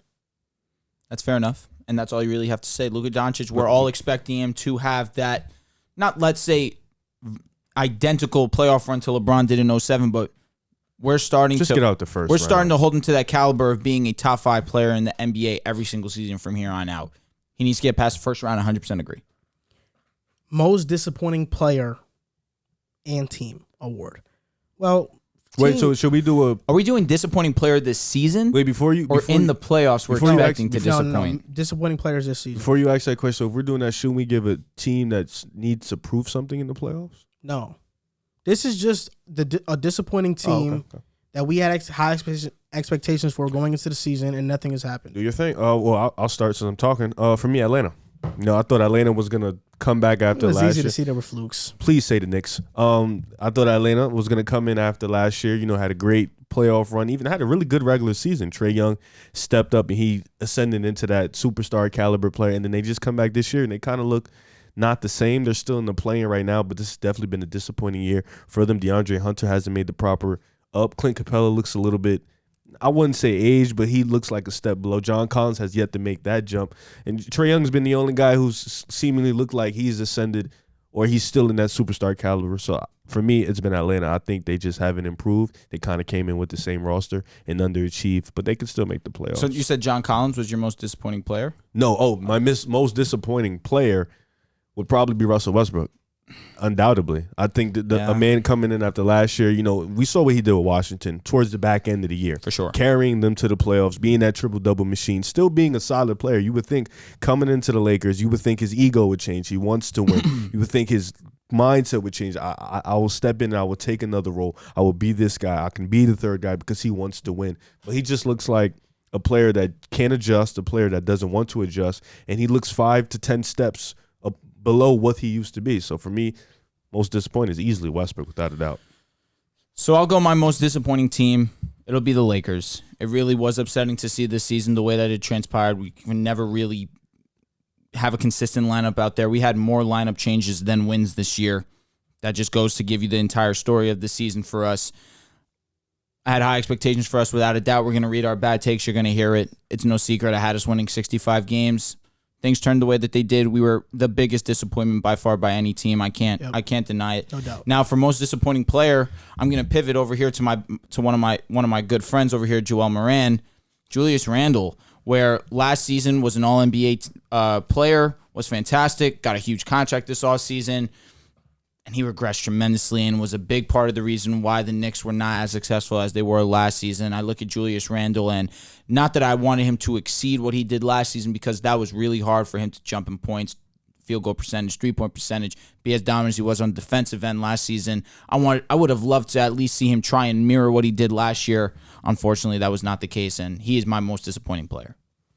Well, that's a good most disappointing player. I wasn't going to mention Julius Randle. I frankly have just erased him out of my mind. Understandable. I don't even think about him anymore. So most disappointing team, since you guys named your teams, I'll name my team. The Knicks. Respect. They were supposed to be the 3rd seed this upcoming season. But because of just the Kemba experiment, Tom Thibodeau, and all these other things, they disappointed. Yeah. You know, the Knicks started out so hot to begin the season. 4-1, right? And just had a major downfall. The Knicks have been the most disappointing team for me. Nets, we got to throw the Nets in there also. They were also a disappointment. Injuries. We can't gloss over it. KD was 1 seed. Yeah. Respectable. Lakers were top 3 when we had a healthy lineup. No, you weren't. We were early in the season. I don't remember that, honestly. But you And remember KD, of course. The most No, disappointing player, I'm going to pivot and not talk about a player who's underperformed.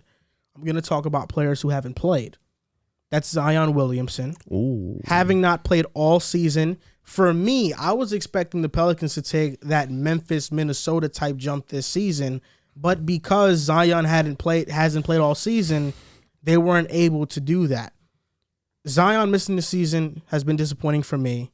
Ben Simmons not playing the entire season has been disappointing for me. But if you want to go off a player who's played, it's James Harden. He's been disappointing this season. He hasn't been near a top 10 player this year. No. You can see his first step is gone, and he just looks like a shell of his former self.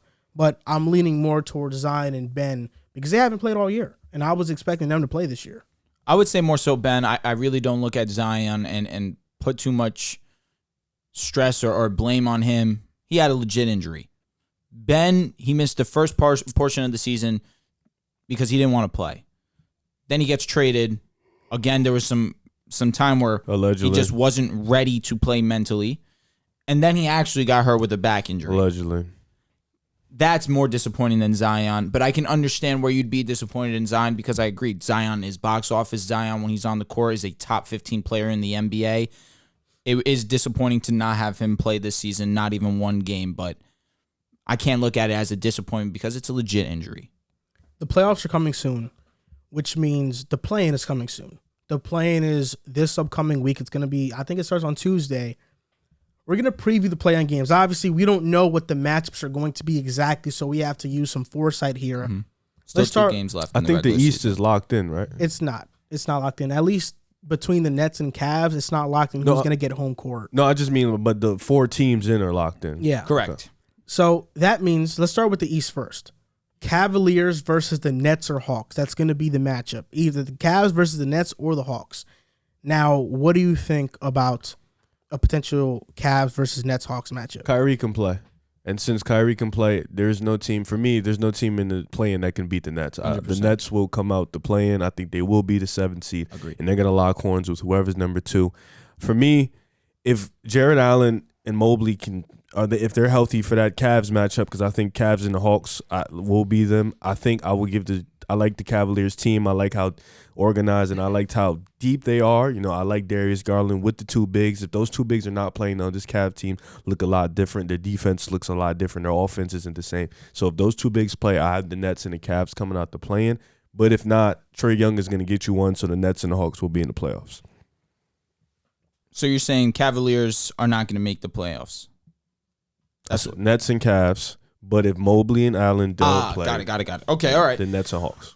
I'm under the same belief as you. I believe that the Nets are going to be the 7th seed. I think whoever they play, whether it be the Cavaliers or the Atlanta Hawks, with Kyrie Irving and KD playing, Seth Curry been a huge part for them. I think that they should be able to get past whichever team that they do play. Now, Cavaliers, Hawks, Hornets. I think the Hawks and the Hornets, or the Nets and the Hornets, regardless, I think we're looking at the Hawks being the 9th seed. I think the Hawks do get past the Hornets. I think Trae Young can have one of those games where he gets by the Hornets just off his play alone. And if it's going to come down to the Cavaliers and Hawks, it's going to be a great game, but I think Trae Young is too special. I think regardless of who's out there for the Cavaliers, I think Trae Young can just put on one of those performances and get past them. I have the Hawks and the Nets making it. For the play-in here, you're right. I think the Nets should secure the 7th seed. As for the Cavaliers versus the Hawks, I believe, or the Hornets. It's Hawks versus Hornets in that 9-10. As of right now. Do you believe that the Hornets would beat the Hawks? Or I think the versa? Hornets match up well with the Hawks. I think so too. It'll be a high-powered offensive game. Correct. Yeah. Cleveland is tough because defensively they're stout, but I don't know. Is Jared Allen back yet? Is he back yet? I'm not sure. Yeah, mine's is based off if Allen and Mobley do play, I think the Cavs come out. If Jared Allen he's not back yet. If Jared Allen doesn't play, I don't think Cleveland can beat any of these teams. Nope. I think they lose to all of them. What about Mobley? I don't think he does. If Mobley plays and Jared Allen doesn't, I don't think they beat any. I think they need Allen. Jared Allen has been huge for them all year. It's a shame because and Mobley's been out too. The Cavs should have made the playoffs, but because of the play-in, they're probably not going to make it. But you're right. The Nets should be the 7th seed, in my opinion, easily. And between the Hawks and the Cavs versus the Hornets or whatever it may be, you're right. I think the Hawks look the best out of all the teams just because they do have that playoff experience. They know what a playoff game feels like. The Hornets last year in the play-in got embarrassed by the Pacers. The Cavaliers, they don't have enough offense for you to fully trust them. Not having Allen is a huge hit defensively. And I hope the Nets do get the, not like 7th seed in terms of after the play-in. I hope that they have 2 games left versus the Cavs tonight and versus the Pacers.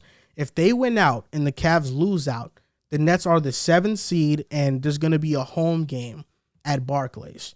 The reason why that matters is that we're planning on making a trip to the Barclays to watch the play-in game. We're going to take the whole crew. So that's going to be Riv, Drew, Joel, me.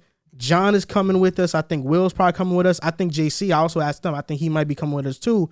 We're going to have the whole gang out there. And the toughest thing for us has been trying to find affordable ticket prices. Usually Barclays is affordable, and that's been the toughest part for us. But whenever you look on StubHub or Game Time or these like SeatGeek, you get charged an absurd amount of fees. The service fees are crazy. Tickets that are $50 each, you buy 4 of them, it should be $200, but then it comes out to like $320 plus. So part of what we were trying to do is try to find tickets that you don't have to pay a huge fee for. Yep. And I actually found an app. It's called TickPick. TickPick has no fees. What you see, the ticket price is exactly what you're getting. And that's where we're going to buy our tickets on TickPick because they don't have any fees. Only choice. Like, how can you beat no fees? You can't. You know, and I'd rather ticket companies be transparent because some of these companies market their tickets like it's going to be $80, but with fees, it turns out to be like, $112. No doubt. TickPick, the initial price won't be $80. It'll be like $93, but you don't pay those fees. So you're saving about $20, and for 4 of us, we're saving about $80 just going to the game. No doubt. You want to take the tickets at face value, and that's exactly what we're getting. Let's go. Yeah, TickPick has been huge, and they have a lot of ratings on Apple and apps on the App Store. It's I think over 111,000 ratings. Yeah, rightfully 5-star ratings on the App Store. When you are who you say that you are, people take a liking to that. Talk. And I can't wait. I hope the Nets do secure this 7th seed so we can go. So they have to win. Yes, the last 2 games. Let's go Nets. Come on, Nets. I never thought I'd say this, but let's go Nets. Oh. Yeah. I really hope that they secure it because we do have to do like a off the pod episode. We haven't done it yet. Pick a side off the pod. But if we have John and all them with us, then they can like. They're gonna record for us. Yeah, they can handle that. That'd be lit. And we got the whole crew. We can eat some premios. Are premios just for football stadiums? No. Oh, What's the premios? Sausage. It's a lovely sausage No cap though. with peppers on it. But you see what I'm saying though? You didn't have to add that. No. He's right. He's right though. He didn't. You could just. You're right. But he's right. Okay. It's just so juicy, bro. See, come on. Now he's wilding. He's going crazy. No, with the peppers, it is. It's fire. All right, I'm gonna try it. Supremo sausage in mine. Premio. Sorry, what now? What? It's a premier sausage. Premier sausage. Yeah, premio. Correct. Premio sausage. All right, so catch me on vlog, stuffing a premier sausage in my mouth with mad peppers on it.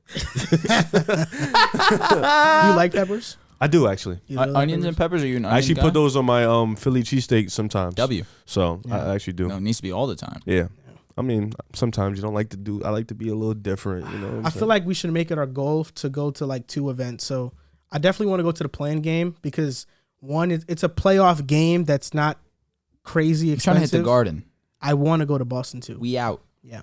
Oh, you talk about TD TD? Garden? Yeah, I wanna go to Boston. I'm going there mad. Yo, if the What if all they right. face the Bulls? Yeah, we first have round? to go to a game. We Bro. I'm gonna gotta. go in there with Boston. mad Bulls gear, mad annoying.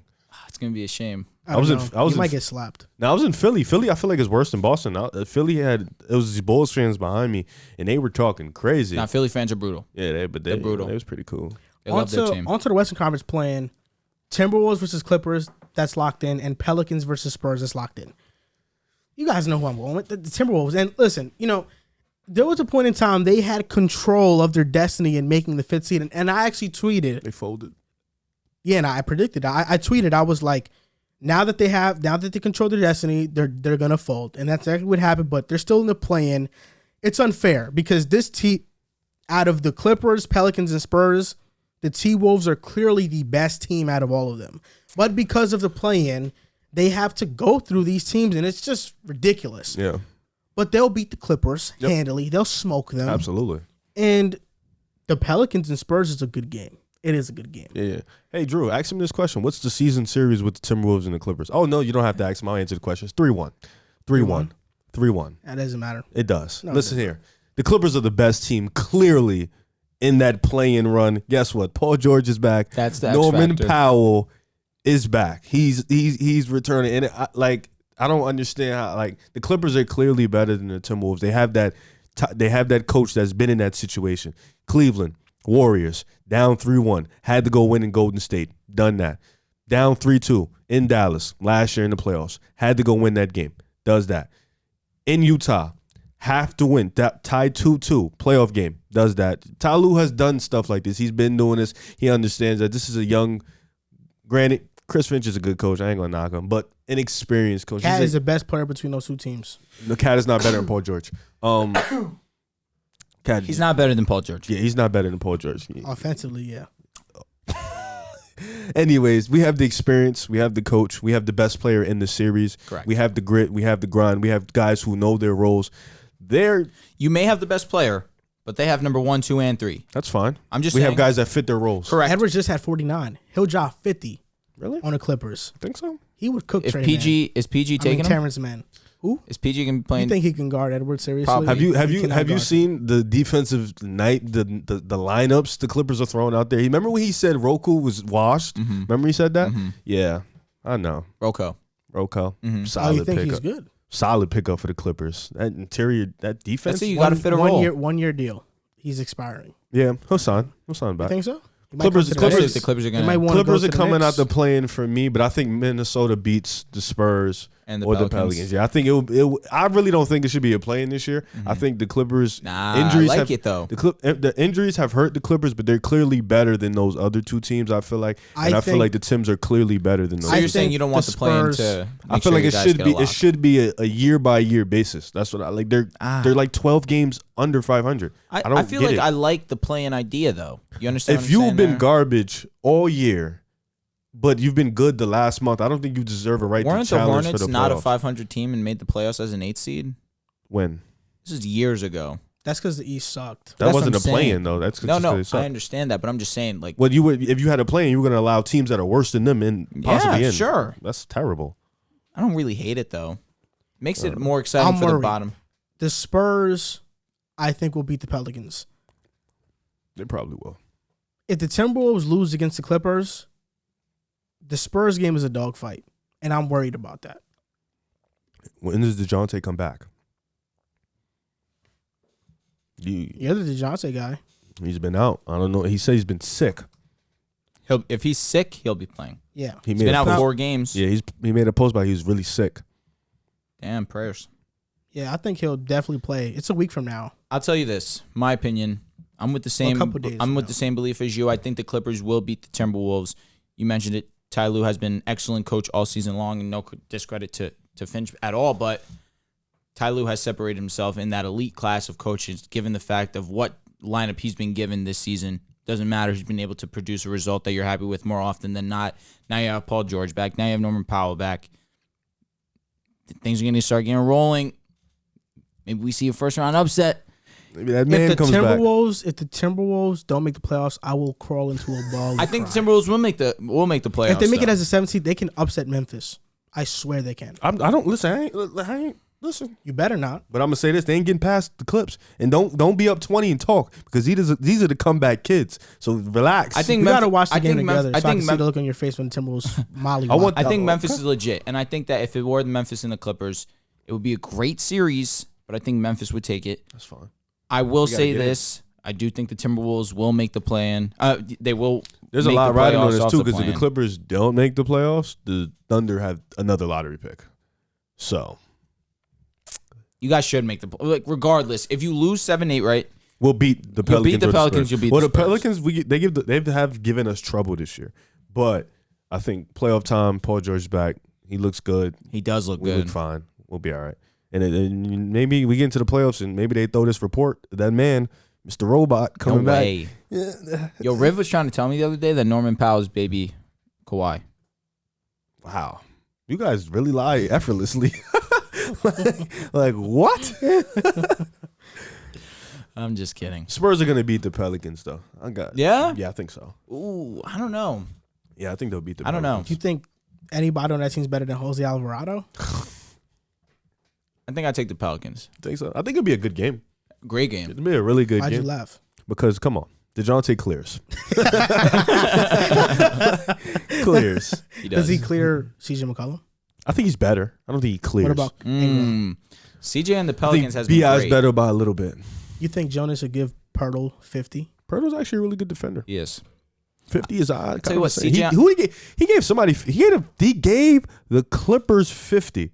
Jonas? He gave somebody 50 this year. Does he even have 50 like for his It wasn't career? 50. It was 40. He gave somebody buckets. Still. CJ has been great since joining the Pelicans.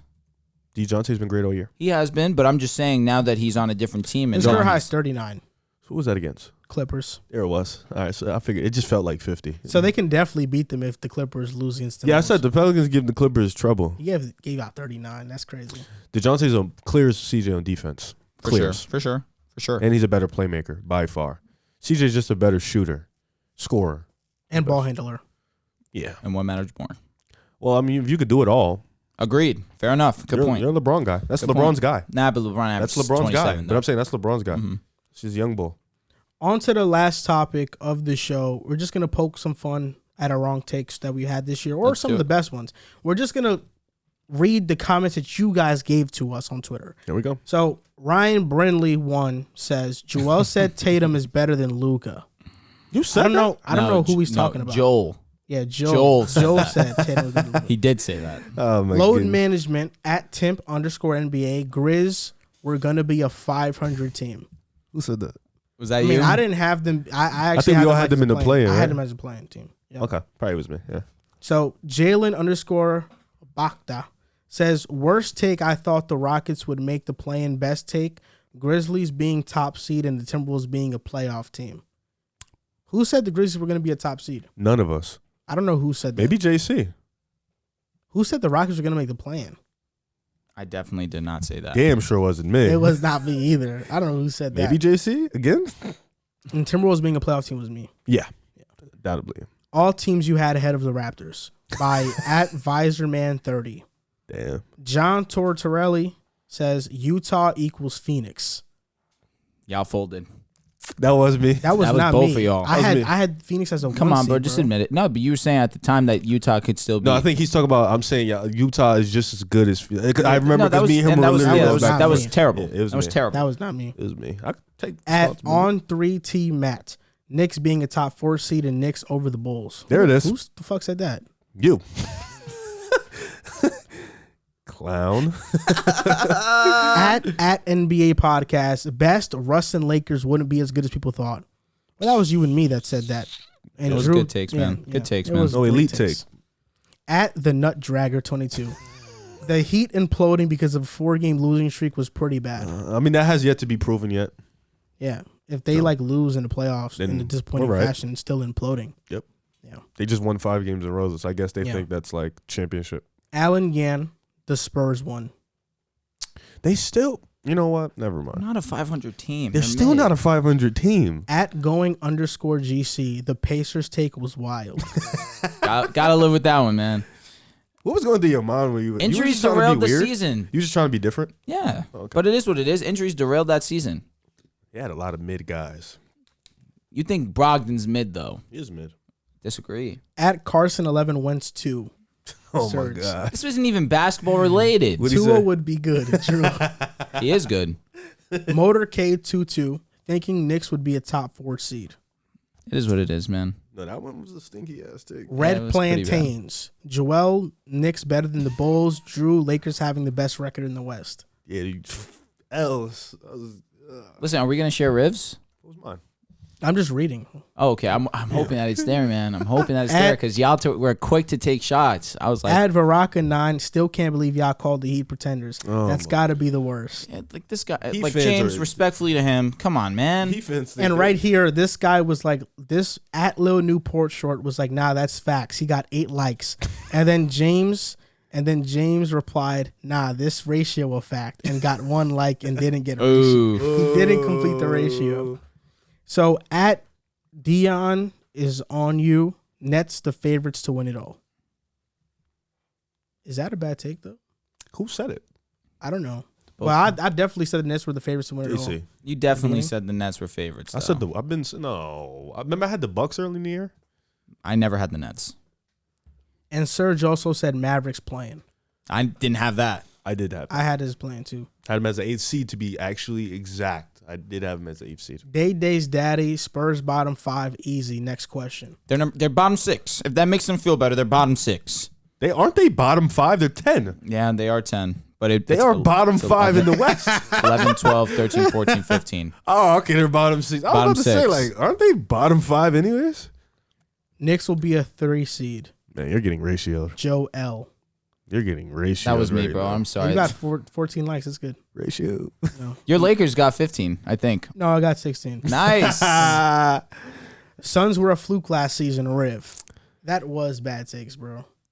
It happens. Arguably the worst take there is. No, arguably, no. arguably. If they don't you win a like talk chip, a I'm lot of standing. shit. You might have the worst take at the table. I How do does that that for- make you feel? I do that for How does that make you have the feel? worst How does that make you Bro, feel? you said the Lakers 65 All right, wins. and that was wrong. But you said that We the best broke team even. in the NBA. So we broke even, All but right, then you you know go what? with your I like Pacers that. take. I So like that's that. why you go back. What are in you the talking bottom. about? The Pacers take was horrible. But and I- your Kings take. You go to the bottom of the barrel immediately. What are you talking about? Those takes stink. I said they could. What the Kings were gonna be a playing team automatically? Like They I thought got the Pacers were eliminated gonna 2 be good. weeks ago. Pacers were wrong. They got eliminated 2 weeks ago. All right, and They got eliminated 2 weeks said ago. that the Suns were gonna be a fluke. I mean, they don't bro. win a chip. I'll be happy.